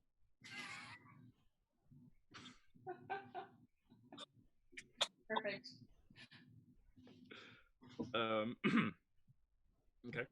Does it have a real name, or? I mean, it's the sign of the whirlpool. All right. Most sea life have cloaca, actually. Sorry, out of game question. Is that true? I think so. Fair enough. I'll take it. There's a game that I was playing where if you get corrupted by your own use of magic enough, you develop a radula. which is horrific and gross. Okay. So just to be on the safe side, Alexa will cast Enhanced Ability on herself for Charisma, and we can walk in together and like get a round of drinks. Yeah. So it's already quite crowded, and you can tell that this is like a weird mix. Some of the people here are like actual fishermen who are here. Some of the people here are like Celestran politicians who are here, and some of the people here are probably like pirates that are here. So this is a weird mix, and they're all just like rushing arms with each other. You walk in, and behind the bar is an old lizard folk with a peg leg, and just like looks at you, and he has like an eye patch over one eye, but it's slightly askew, and you can see his eye behind his other eyes, like his perfectly fine eye behind it. Right, and he looks at you and he says, just in this old-timey sea shanty, "Welcome to the seas, asshole. How are you?" Timothy, this feels like this place must be right up your alley. There certainly seems to be a lot of salty characters. Aye, you be right about that. Many salty characters be here. Who you looking for? Can I help you, or would you like just a drink? Oh, I think our friend here, and she looks at Timothy, I think he's buying us around. Okay. Sure, absolutely. Great. Get what you want, everyone. Sure, yeah. So people, you order drinks, you get drinks. Mostly very high-priced beers is what they typically have here. And people definitely seem to take note of you guys as you come in. It's an unusual crew of people that are walking in, and some of these people are pretty let's say happening. Yeah, I think you guys see a very classy looking dark-skinned human female, and she is just keeping an eye on you, wearing like a very ornate blue coat, and she has at her waist a device that none of you, I think, have seen in person before, but above table you would all recognize it as a pistol of some sort. And she's just sort of looking at you guys with her hair lying, just askew a little bit, drinking a beer. Okay. Well, I think in the interest of brevity, Celexa would probably want to kind of like sort of slide and sort of lead the group over somewhere near like if there's like you mentioned there were some maybe Celestran politicians, like somewhere near them. If there's some guard, like any like Celestran guards around, that's cool too. And she just wants to start talking again about the fight with the group, and she's gonna be like, so what do you guys think that we're like this thing is happening like now? What do you think it's gonna be like a dragon? Like what do you think that like Nova, like what do you think? What are you hoping to fight right now? Nova kind of gets an idea of what Celex is trying to do, and she says very loudly, "After all this time in the Kava, it sure would be nice to fight a dragon tonight at the place where we're going." Dragon? That's what I'm saying. I mean, I hope it's not like if it's a dragon, it's probably just going to eat us all alive. That would be gruesome. Nobody wants to see that. Maybe it'll be a giant mind-controlled beetle. Oof! Wow. Yeah, not one of those again. Maybe it'll be a giant lion with wings. Yeah, I mean, I bet honestly, between like with that fancy new sword you got, I bet you could take out like 2 or 3 of those easy. Yeah, I'm really looking forward to picking that up when we go to our match. Yeah, this is gonna be, I mean, any way you slice it, this is gonna be a gore fest, that's for sure. Are you fighting? Sorry? Are you fighting tonight? In the pits? Oh, well, it's no big deal, but I mean, yeah, I guess so. We haven't it'll be our first time, and we're just kind of like trying to figure out, we're not sure what to expect. First timers. Fun. Fresh meat. Are you doing just a one-off fight, or are you doing the full gauntlet? Oh, well, that I guess remains to be seen. Depends on if there's anything. Not for the faint of heart. Not many have made it through. Depends on if there's anything left of us after the first one, I guess. True. So, what have they had in the past? Oh, it's better if it's a surprise, don't you think? so you gonna be there to cheer us on? Maybe. You look like a worthy bunch. Oh, thank you. Yeah, come on down. We'll make you a few coins, I'm sure. It depends how My father always encouraged me to make safe bets, and confirm, what you're capable of. So, what do you do? What's your story? You were in the Kava, you say? We were specially chosen to go visit the Kava, and we did all kinds of important things there. I could never be that far away from the sea. It is my home. So what brings you back here to Terravest, then? Fighting, for one. Not a lot of fights in the Kava. Fair enough. The Kava is no home to any of us, really. It was just kind of a tourist trip kind of thing. Just stop by, change the world, come home, that kind of thing.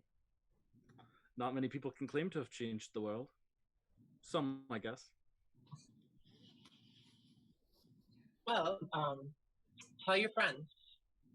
And why don't you roll for me, Celexa? You're the one obviously leading this. Yeah. This is definitely someone who has a lot of influence and can get a crowd. Okay. But she's also not easily impressed. Okay. Mostly because there's a lot of reason for her not to be easily impressed. She's whatever. Fair enough. Can I assist?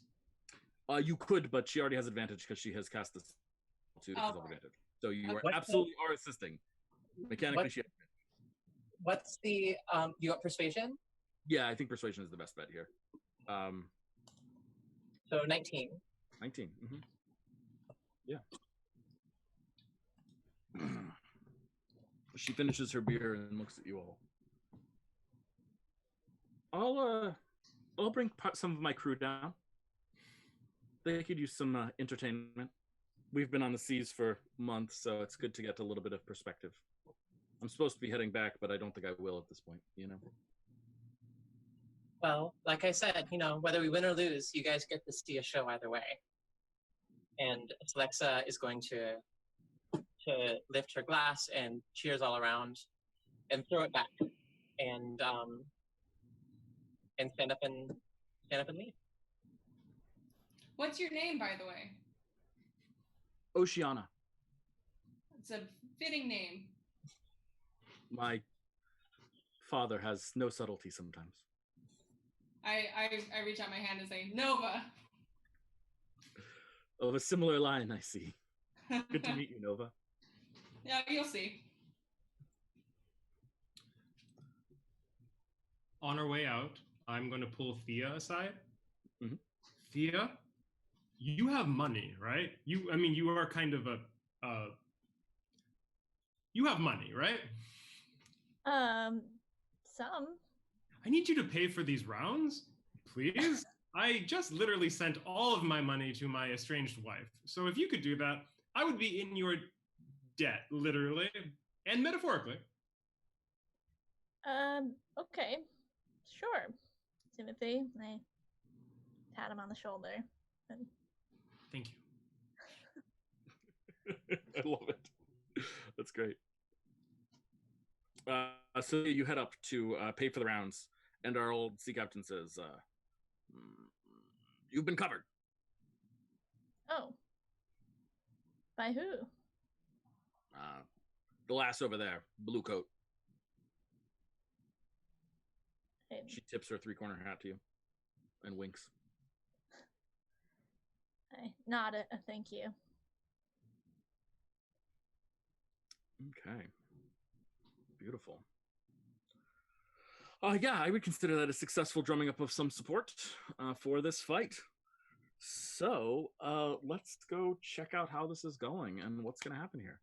So you head back down to your seedy underbelly. Away from the sea's asshole to the seedy underbelly. And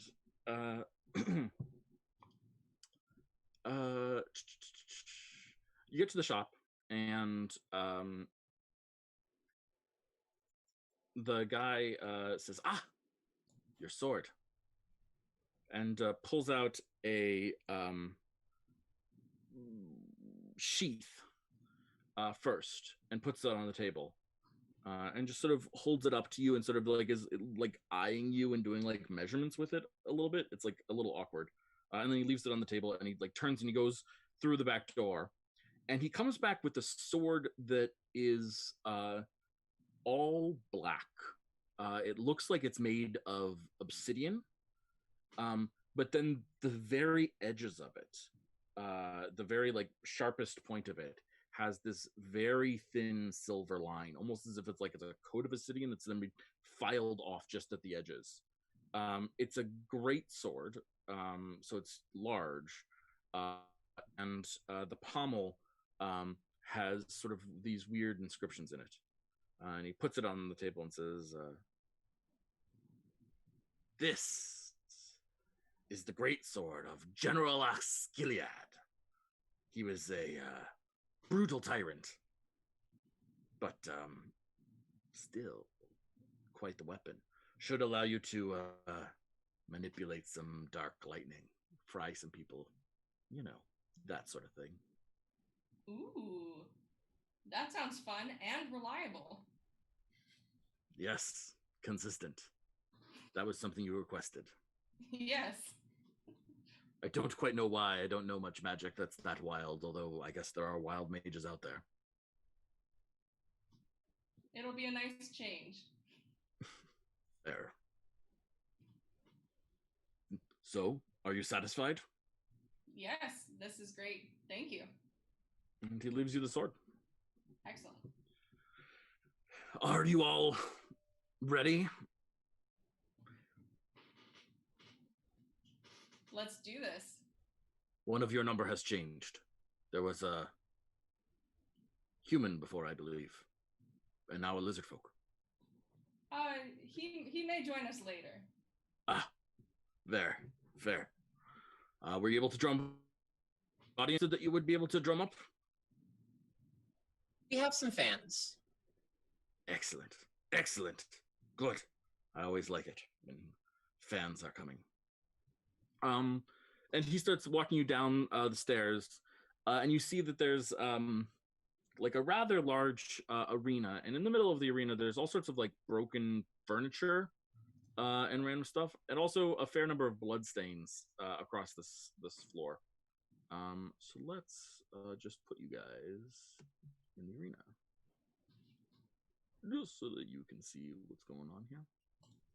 And one side of the arena, the western side, has very like a normal person-sized gate. And the eastern side of the arena has like a massive gate. And so this guy, who hasn't yet given you his name because he is secretive and doesn't really feel a need to give you a name, says, well, we've got a couple different options for you. We can do one-off, in which case we have variants that are easy, medium, or hard. Or if you're really feeling up to task, we can put you through the gauntlet. What's the gauntlet? I figured you'd ask. It's a series of contests in a row.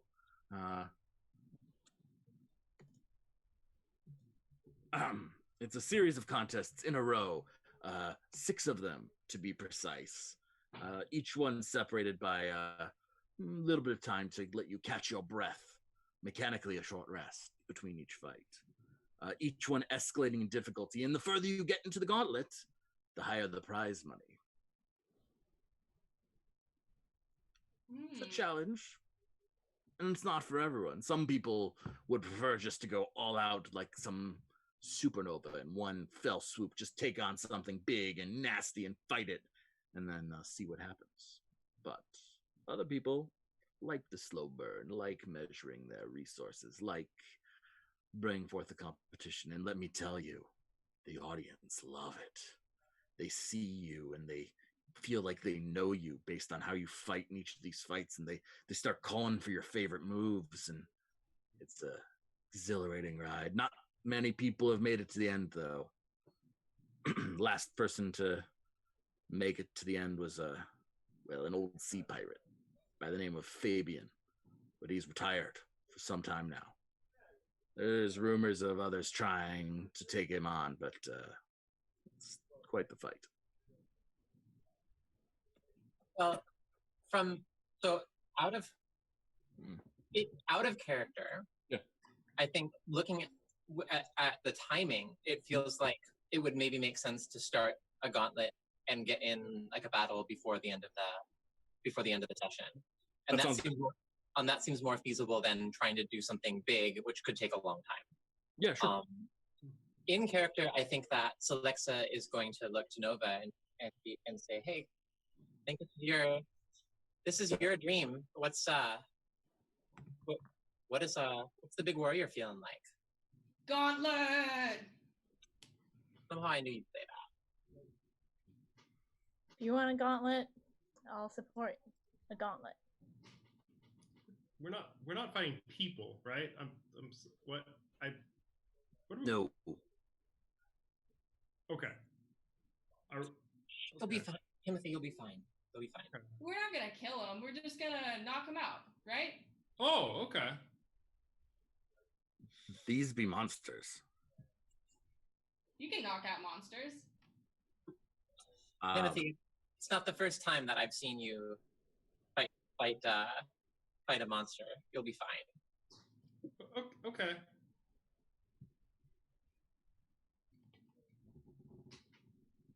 Okay, cool. The fights change in size and shape. There'll be different ones. Some will have multiple smaller opponents, some will have larger opponents, but in essence, they will each grow in difficulty as time goes on. And between each one, you can grab just a quick little breather as it goes. And the further you get, the more the prize money is, and of course, the more the glory. Does anyone have any questions about the rules? Oh, I should add, if you all fall unconscious, of course, you have lost. But in general, we do have a wizard on standby to permanently stun the monster and get you out of there alive. I'm not saying accidents don't happen, but it's been a while since our last one. So, is there a like a chart on the wall that says it has been like 14 days since our last eaten yeah, it says 3.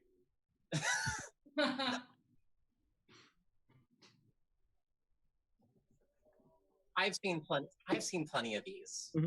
I know what it's like. Okay. Beautiful. Okay, let's set this up.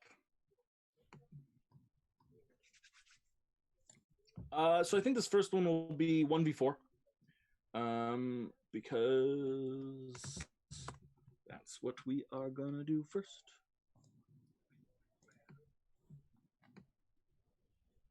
Let's just...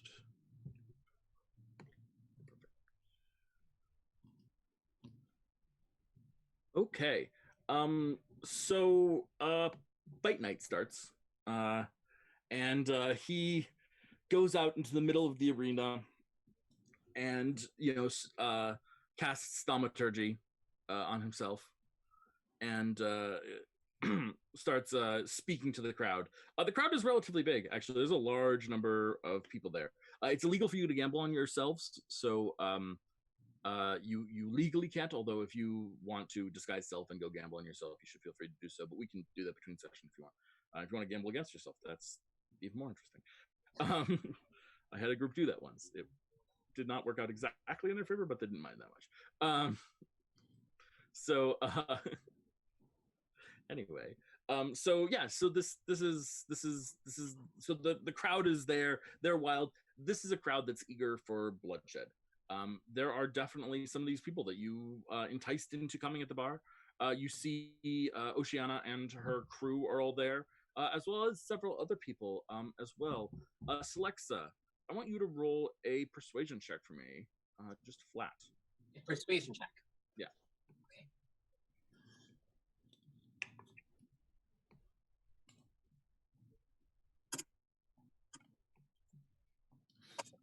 Nice. Yeah, I mean, I think that just in general, you guys are like a compelling force. So as rumors get out that you guys are going to be here, the chosen of the Kava are here.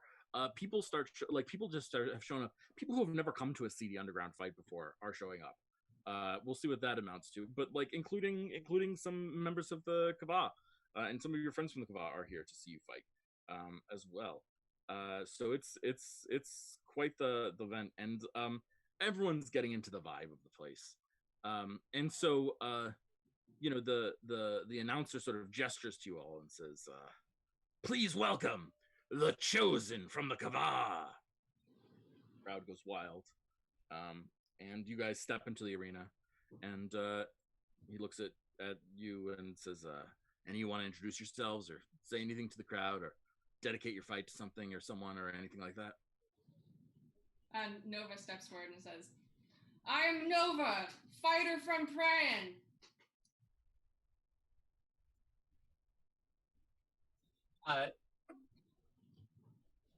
Selexa just waves and says, "If you don't know me, I'm Selexa, and this one goes out to all of our fans." I'm a scientist.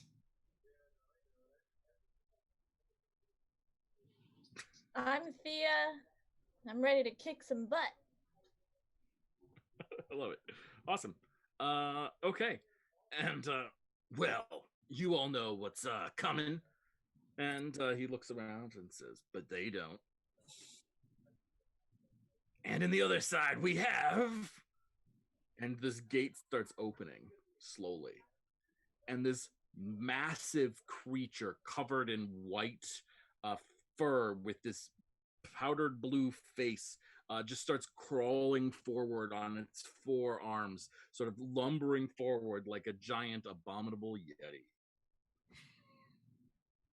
Yes.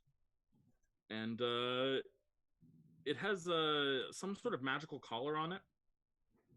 It seems to have some sort of like metallic collar on it that may be keeping it or something like that. But it just like, and its breath is so foul that you can smell it from the other side of the arena. And like its roar is so loud that you literally can't hear the crowd over this thing's roaring. And the announcer just sort of looks around and says, "Fight!" and charges off. And with that, I would like initiative rolls from everyone.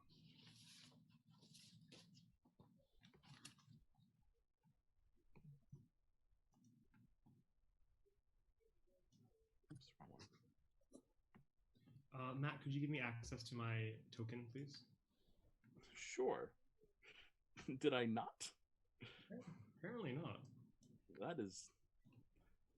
I wonder if I deleted the wrong one. There you go. You should be able to access it now.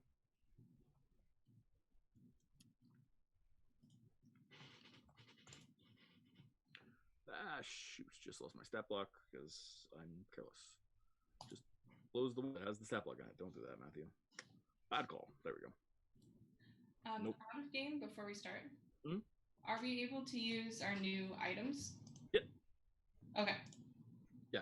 You got there, like, he wanted you there an hour before the thing, so you got to, attune to it and all that good stuff. Yeah, absolutely. Cool. Okay. What do I get? Okay. 15. Wow. Let's see how you guys handle this. My guess is that you guys are going to do a lot of damage very quickly, so we'll find out what happens. Timothy, what would you like to do? Okay. Well, I a little bewildered. I'm gonna draw my bow, my short bow, and I'm gonna take a shot at it.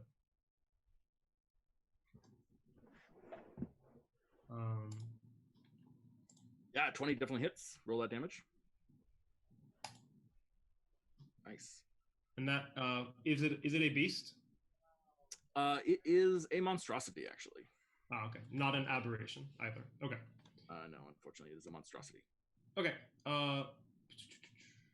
Then that, and I'm also going to cast Hunter's Mark. Okay. I will mark it with a Hunter's Mark. Great. Bam. Do you have 2 attacks? Because what level are you? We are level 6, so yes, I guess I do.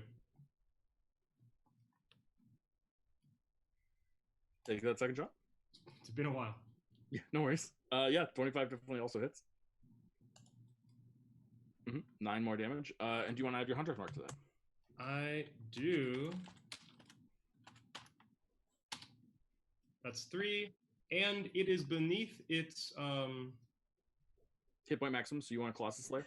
That is correct. Thank you. No problem. Got your back. Well, 25 damage in turn, not so bad. It roars, and the announcer says, "Ooh, first shot goes to the scientist over here. Looks like the scientist knows what the pointy end of a stick is, at least." So, Alexa, you're up. Okay. So Alexa is going to. Quick question: is the gate like open behind it, or is it closed? It's shut.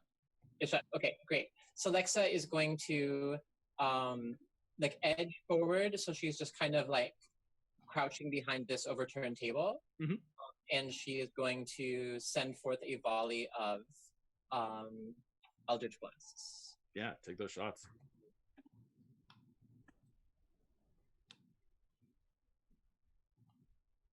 Great. Yeah, obviously a crit hits and a 23 hits. So that is a beautiful stack of damage coming into this thing. She's also gonna hit it with her hex and get an extra 1d6 on top of it. Feel free. And what stat are you affecting? It's strength. Nice. Yeah. And yeah, so that looks like cool. So that's what 16, 23, 26. Oh yeah, sorry, I've got it all. Okay, awesome. 2016.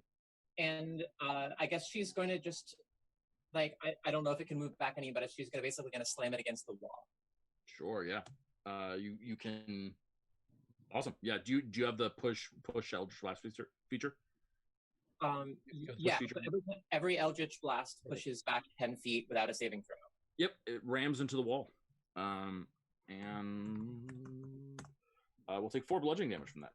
Awesome. There's a little bonus there. Just ramming it into the gate, and it roars. Thea. All right. I'm gonna take out my longbow and shoot. 24 hits. Nice. And I'd like to do a bonus action of Psychic Blades. Okay. Shoot Psychic Blade into it. Take those shots. Is it a roll or is it just? Let me double check your ability. This is your soul knife thing. Yeah. Okay. Hold on. Let me just double check this thing. Okay, here we go. Blah blah blah blah blah blah blah. No, it's just extra damage. Okay. So I just do 1d4. Yeah, you have to hit with your attack to do it, but you did hit with your attack, so yeah. So 3. No problem. Nova, you are up next. This thing lost its initiative to all of you, so you guys come out the gate fast as lightning, launching volley after volley after volley into this massive monstrosity. Oh, okay. Let's see. I'm not within range of my sword. I don't think I can get there. I'm going to. I guess I will hit it with my heavy crossbow. Yeah, take that shot. Okay.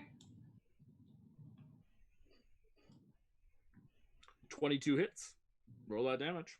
Okay.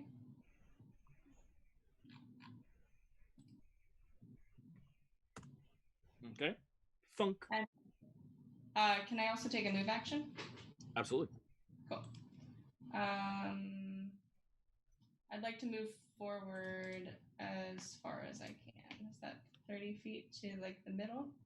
Yep, works for me. Okay. 6 squares. Are you just? I want to get a visual. Are you vaulting over the table? Yeah. Nice. Okay. Well, that makes it my turn. And I have taken a lot of damage. So my response is rage and anger and cold violence.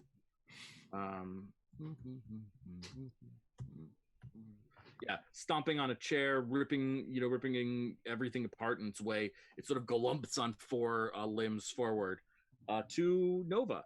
And let's see, what am I going to do when I do get here? Let's see. Technically, Celexa did the most damage, but I think Timothy's the one out in the open. So Timothy, its icy gaze is going to peer towards you. I need a con save.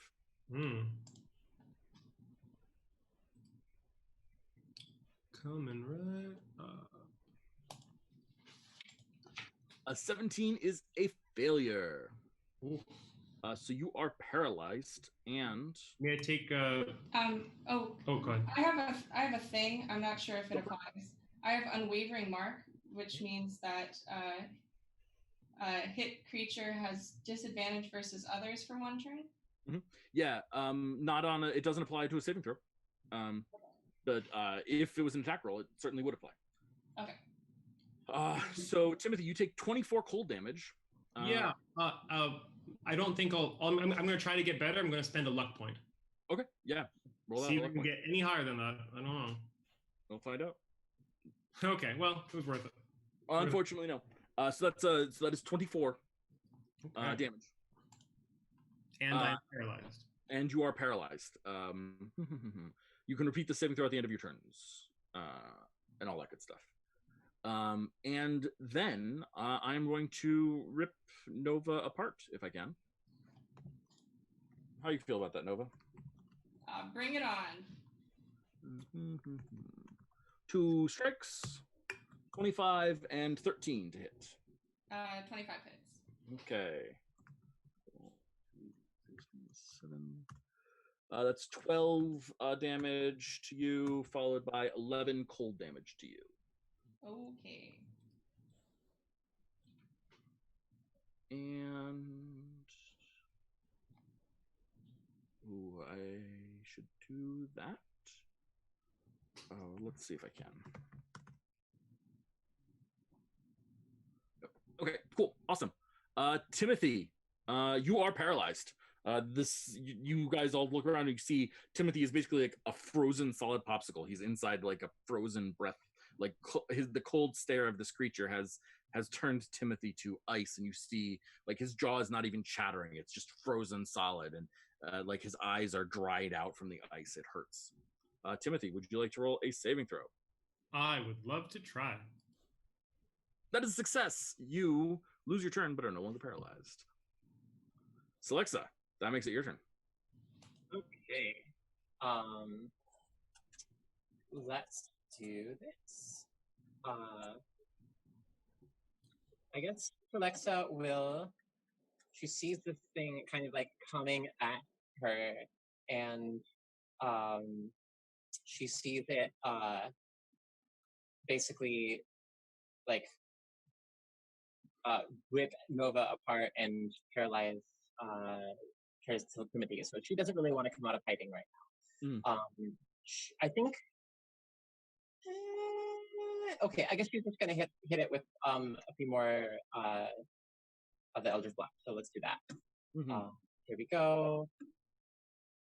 So 26 hits, critical misses. Great. Roll 1d6. And that's a 5 altogether. Mhm. And she is going to go ahead and push it back also. Okay. 10 feet. Okay. And bonus action, she is going to use what is it called? She's going to use healing word at second level, and that is healing word level 2.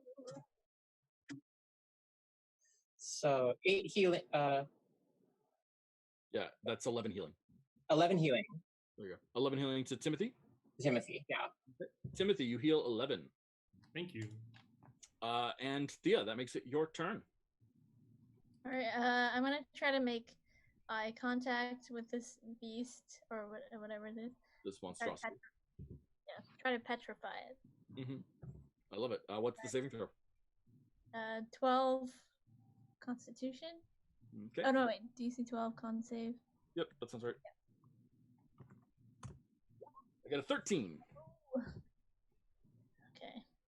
So there goes your action. All right. I believe. Is that right? I But think. you still have your bonus action if you want to do something else. Ooh. Just check something.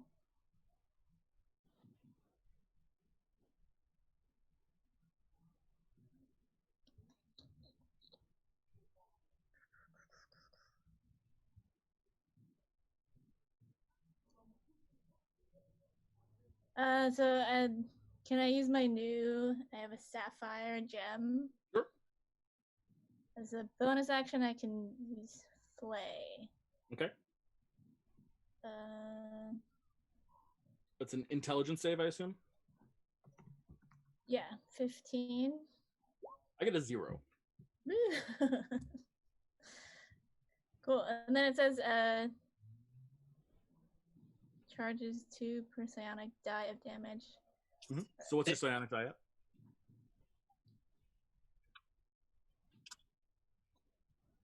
I'm wondering if about the wrinkle of this being a 60-foot cone. Oh, yes, that is true. Oh. That'll hit Nova and Slexa as well. Right. I guess it doesn't have to hit Nova. It doesn't have to hit Slexa. Let's see. I probably don't want to hit my. You can move too, I think. Yeah, you still can move as well. Okay. If you want to spread out. If I move like here. Yeah, then you can hit it. Just it. Okay. I don't know how much my psionic die. I think it's a D6 right now, right? Yeah. That's right. Okay. So then you can spend. So let's see. Let's double check the. Sorry, let me double check the wording on this because I forgot. But I did definitely paid attention when I was doing this to everything and thought about all consequences. Cool. 60-foot cone. So yeah. So this thing has 8 charges, but you can spend 2 charges to do 1 die of damage, or for 2 charges per die of damage that you want to do. Up to obviously 4 die, so you can do 46 damage if you wanted, but that would be it for today with this item. Okay, I'll use 2. Okay, then roll a d6. Nice, and he takes 3 more psionic damage from this. It does not seem to like that at all. And Nova, that makes it your turn. One thing is I forgot to deal fire damage to him when he attacked me. How much fire damage do you do? It's just 1d4. Okay, roll that d4.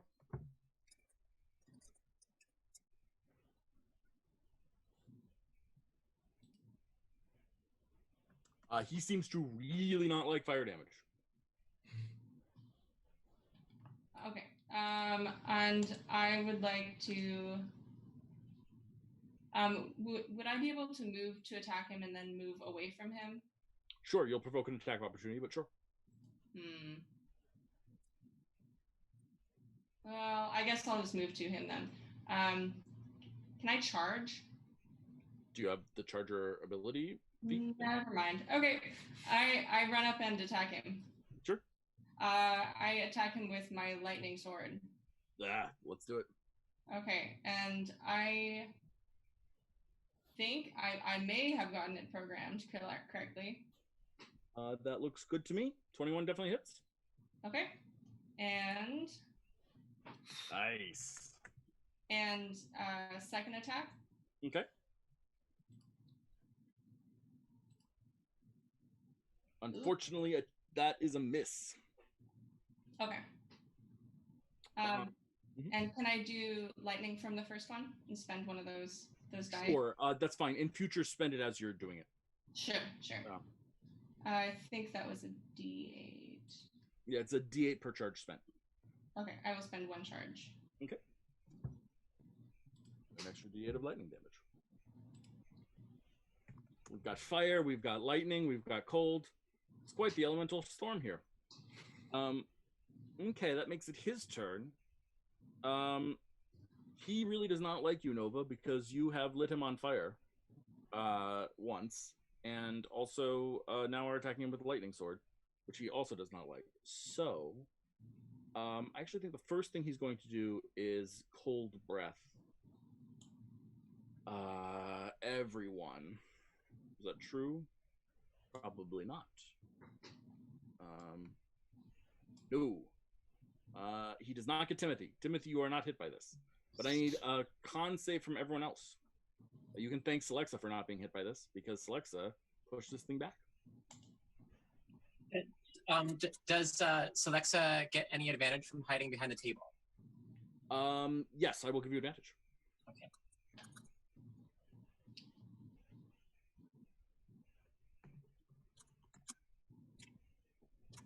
Okay, Winona, Nova, you are fine. Thea and Celexa, you both take 39 cold damage. Oof. It's a little chilly in here. Mm-hmm. Yeah, the crowd loves it. They see you guys freak down, and they're excited about it. And then this creature is going to attack Nova. And I'm going to make the first attack first, because it actually matters. 17. Does a 17 hit? 17... Sorry.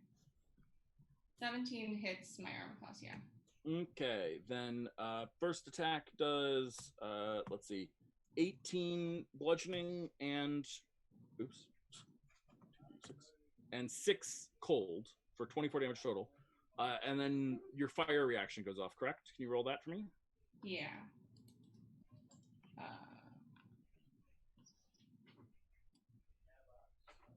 Okay. And he does not like that so much that he gets disadvantage on his next attack against you. So we'll see how that works out. Oof. But unfortunately, gets a 24. Oof.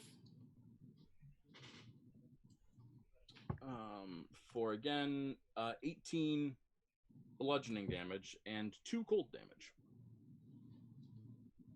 Oh. Nova is out. Nice. Okay. Yeah, so he's like he like does not like Nova, and so he like charges and starts like scratching at Nova, and he's like trying to like pull her arm out of its socket. Timothy, you're up. Oh dear. I am going to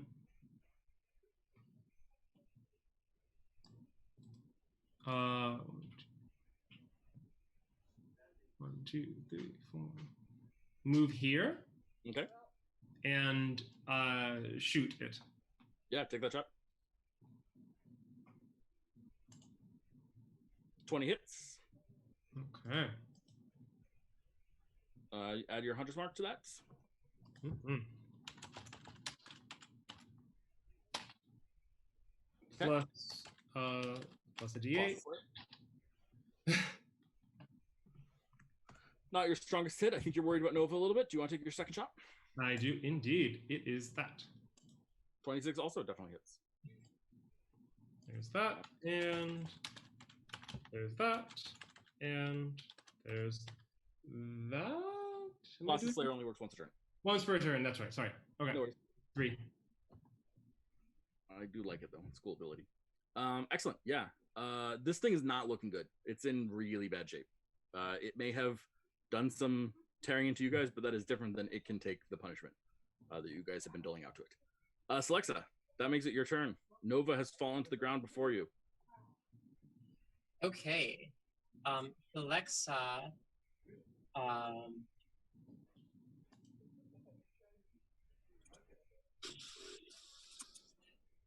Well, under the circumstances, considering that it looks so rough, I feel like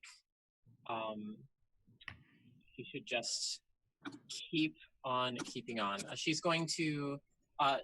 She doesn't want to be anywhere near this thing, though. Yeah. So she is actually going to like back way up, and she is going to hit it with her Eldritch Blast. Yeah. I think as you do that, the announcer tells something like, "Ooh, looks like one of them's afraid." Take your shot. Okay.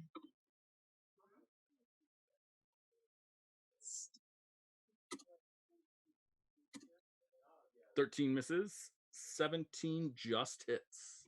Okay. And add your hex to that. Nice. And you want to push it back again? Yes, 10 feet. Back 10 feet. And I guess second level healing word to Nova. Okay. So I'll do that. Like,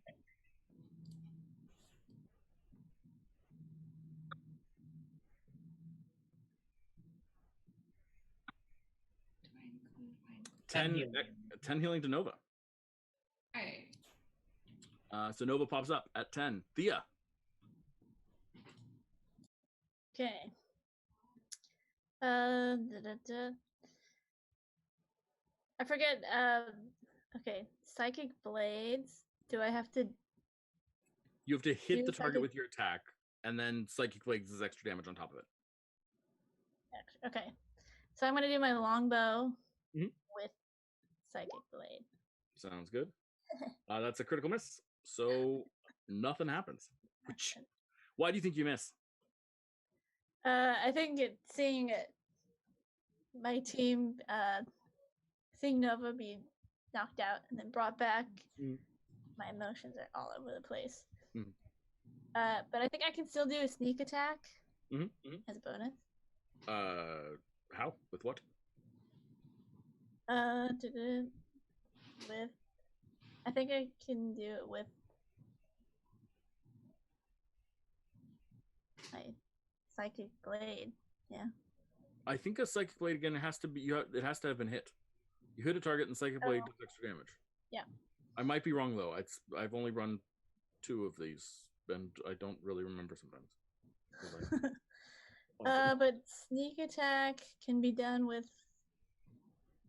Sneak attack is extra damage when you hit a target. Oh, it's only after you hit. Okay, gotcha. Yeah. Okay, then. Yeah, you have a bunch of abilities that, like, when you hit, you do extra damage. Gotcha. So. All right, then. I'll take one step back. Okay. Yeah, the cleric on the sidelines that goes at initiative count 20 points at Nova, but then realizes that Nova's up and does not cast Spare the Dying on her. He was going to cast Spare the Dying to prevent you from dying and also declare you out of the combat, but did not. So Nova, it is your turn. I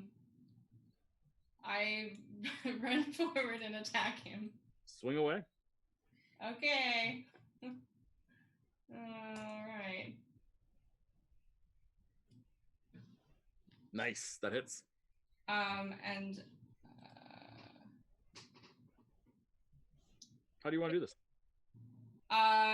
No. After waking up, Nova yells and charges at him, swinging her greatsword and just plunging it into him with electricity crackling. Yeah, the creature sort of gets down near you, and like its awful breath is all over your face, and you see it open its mouth, and its mouth is like about the size of your entire torso. It's teeth are as long as your face, and it just sort of has this awful stench coming out of its breath. And then, like, as you stabbed into it, it just sort of and expires on the ground before you. And the announcer, they did it! The first round of the gauntlet! They made it! And there's only 4 of them. There's supposed to be 5. Ah! Awesome. Does anyone want to roll a performance check here to get sort of the crowd impressed and on your side or anything like that? And if so, want to tell me what you do? Yeah, sure. So Alexa wants to recover from. She feels a little bit offended by the heckler. So she is going to I guess like run up to the middle of the arena, and she's going to jump up onto that table, and he is going to she's going to make a little display, right? She's going to use her magic to make a little display to like make herself. She can make herself like larger, and her like cloak is like blowing in the wind behind her, and there's like an aura of like sparks and shimmers, and she just like resonates with power basically as she tries to cut an imposing figure. Mm-hmm. Yeah, absolutely. So do you think it's a performance check? Or are you casting a spell specifically, or what are you doing? It'll be a performance check. Great, let's do it. Roll a performance check. Big 11. Yeah. So you do it, and the crowd like just loves it. They eat it up. Yeah. They love this sort of stuff. Anyone who's gonna make a show for them is gonna like please them in general. It's more flash than substance. So some of the more important people in the crowd are not like that impressed. Yeah. They're what's that mean? You know, Misha's not impressed. I forgot her name. Sasha. Damn, I forgot her name. Not impressed face, but still, it's still impressive, and the crowd eats it up, right? Anyone who's going to put on a show for the crowd is going to get like more money, and the event organizer loves it, right? I think he like comes up to you and like beneath his breath just says, "Yeah, keep it up. You're doing good." Okay. Well, that is what we're going to call the first round. I'm going to, this is my bad. I, of course, balanced this thing for 5 people, and there's 4 of you. So as a freebie, I'm going to toss a level 1 cure wounds to everyone right now. So everyone just regain 9 hit points for free. And then, of course, there's a short rest between fights additionally to this. So there's every fight has a short rest between it, mechanically. But today's session, we'll come back with round 2 of the gauntlet next time, next Sunday on the Chosen Few. Let's check in with our beliefs and see how we did, and see how things feel, if that's okay. Let's see, who in this group is responsible? Probably Roll20. Roll20 is responsible, right? They're unlikely to. Roll20 is unlikely to lose things, right? Mm-hmm. Okay, experience sheet in players' journals. All players can be edited by all players. Description and notes. This is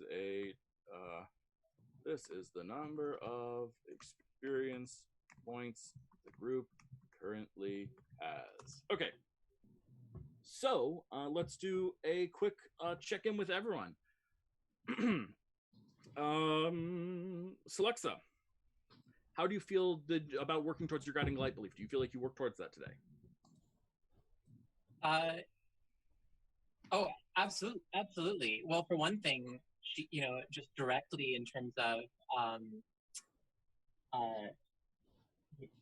getting notoriety, right? Mm-hmm. Like that's maybe not feeding like her like internal sense of worth, but certainly she feels like she is getting people to notice her, and like others feel like that she's becoming more important. So I think that this is kind of directly feeding into that. Perfect. And then you've got 2 more beliefs. Did you accomplish either of them or work towards either of them? Let's see. I did not work towards belief number one. Okay. Belief number two, I guess she worked towards it, you would This think. is getting people to come to the event? Yeah, because her intention was to sort of like try and talk to them, but and I think you're right. I think afterward. it's a work towards. I think we'll have just so it's not a 5 combats in a row with no role play whatsoever. We'll have like during the short rests between, you can go talk to people, and people will come backstage ties and cheer you on, and so you can weave some of your manipulative guile that way. Yeah, she wants to use this as an opportunity, and she hasn't quite done that yet. Yeah, so we'll call it a work towards, and give you a point for that. Sound good? Excellent. Thea, how do you feel about working towards your guiding light belief? Do you feel like you did work towards it? Yeah, thinking of the guiding light, it's like creating community, creating family. I spent the whole day with members of the team and fought together, so I think I worked towards that. Excellent. And then what about your first belief? Did you work towards or accomplish your first belief? No. Okay. Anything with the brain shrimp, we didn't do anything with that. Okay. Did you work towards or accomplish your second belief? Yeah. So second belief was getting closer to the team by just doing stuff with them. So I did that thing, investigated stuff with Nova, and then fought. Nova, do you feel like you're closer to Thea? Yeah. Then I'm going to give you 2 points for that. And sort of like a guiding light belief, you can actually probably recycle and reuse that one. Just pick a new person and get closer to them. And then by the time you've gone through everyone, then go back to the first person. I'm okay with that. Like, you can cycle if you need to. I love it. Cool. So that's 3 points for you. And Timothy, did you work towards your guiding light belief?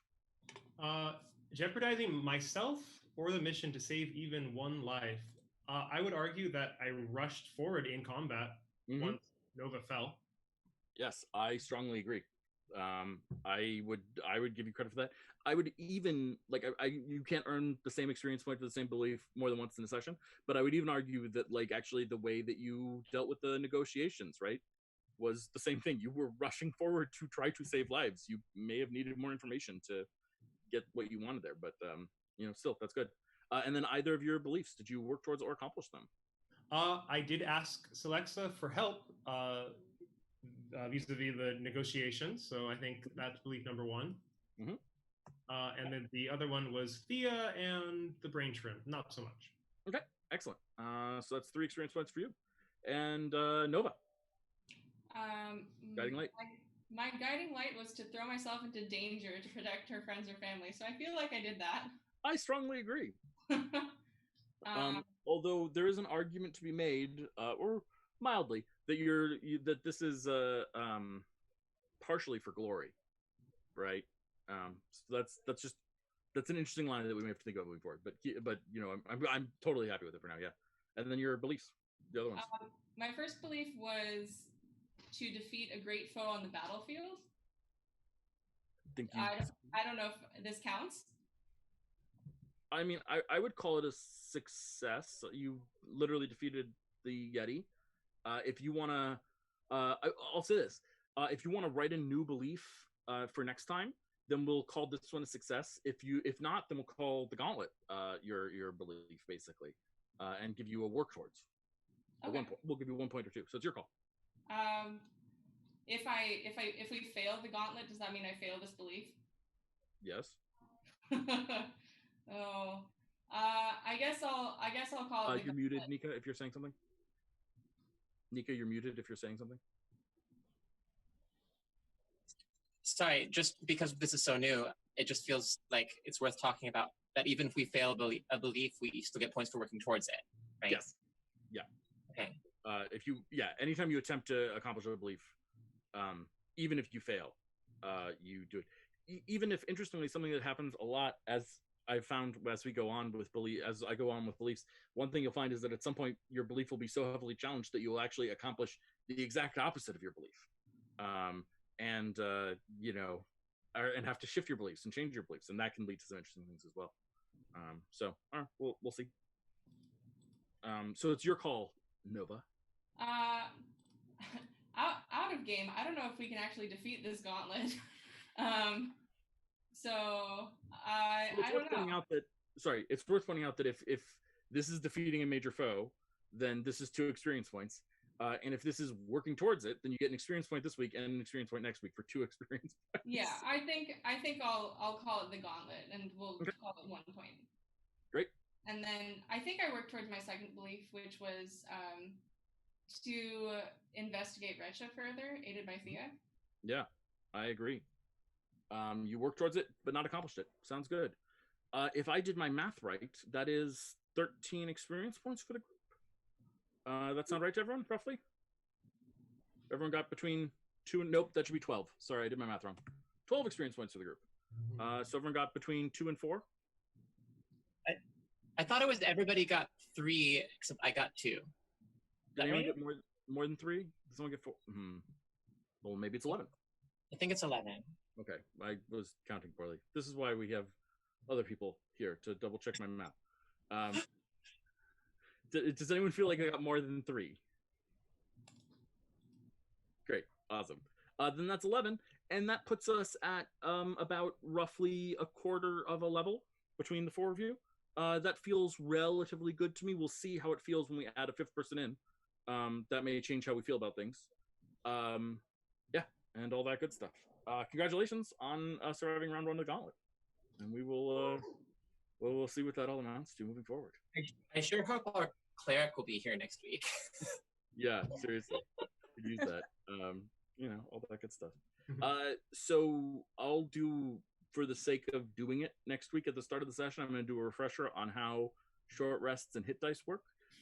Particularly since we have a bard in the group as well, which helps on short rests additionally. So between all those things, you do have a couple things going for you. Fighters, which is what Nova is, get pretty much everything they want back on a short rest, and warlocks get pretty much everything they want back on a short rest, and rogues don't really have any rest abilities, and rangers get everything but spells back on a short rest, or don't have anything but spells. So you guys are actually relatively well equipped for a short rest gauntlet of this sort. The person who's in the most trouble is your cleric. So, yeah, we will see how that all goes. Any thoughts, comments, questions, issues? Cool. Then, with that, we will say farewell. Thank you all so much for watching. We really appreciate you coming in to check us out and enjoy the show. Please always drop us a note in chat. We always appreciate it. And thank you all, everyone, for hanging out with us. It's always nice to have you here. Please take care of yourselves. Go live good and happy lives. Do your best to take care of yourself and other people as well. People in your life, people not in your life. Try to help people. Helping people is, I think, a good philosophy for life. And so I encourage you to do that. And as always, I strongly recommend that you feed your mom and call your cat. Bye, everyone.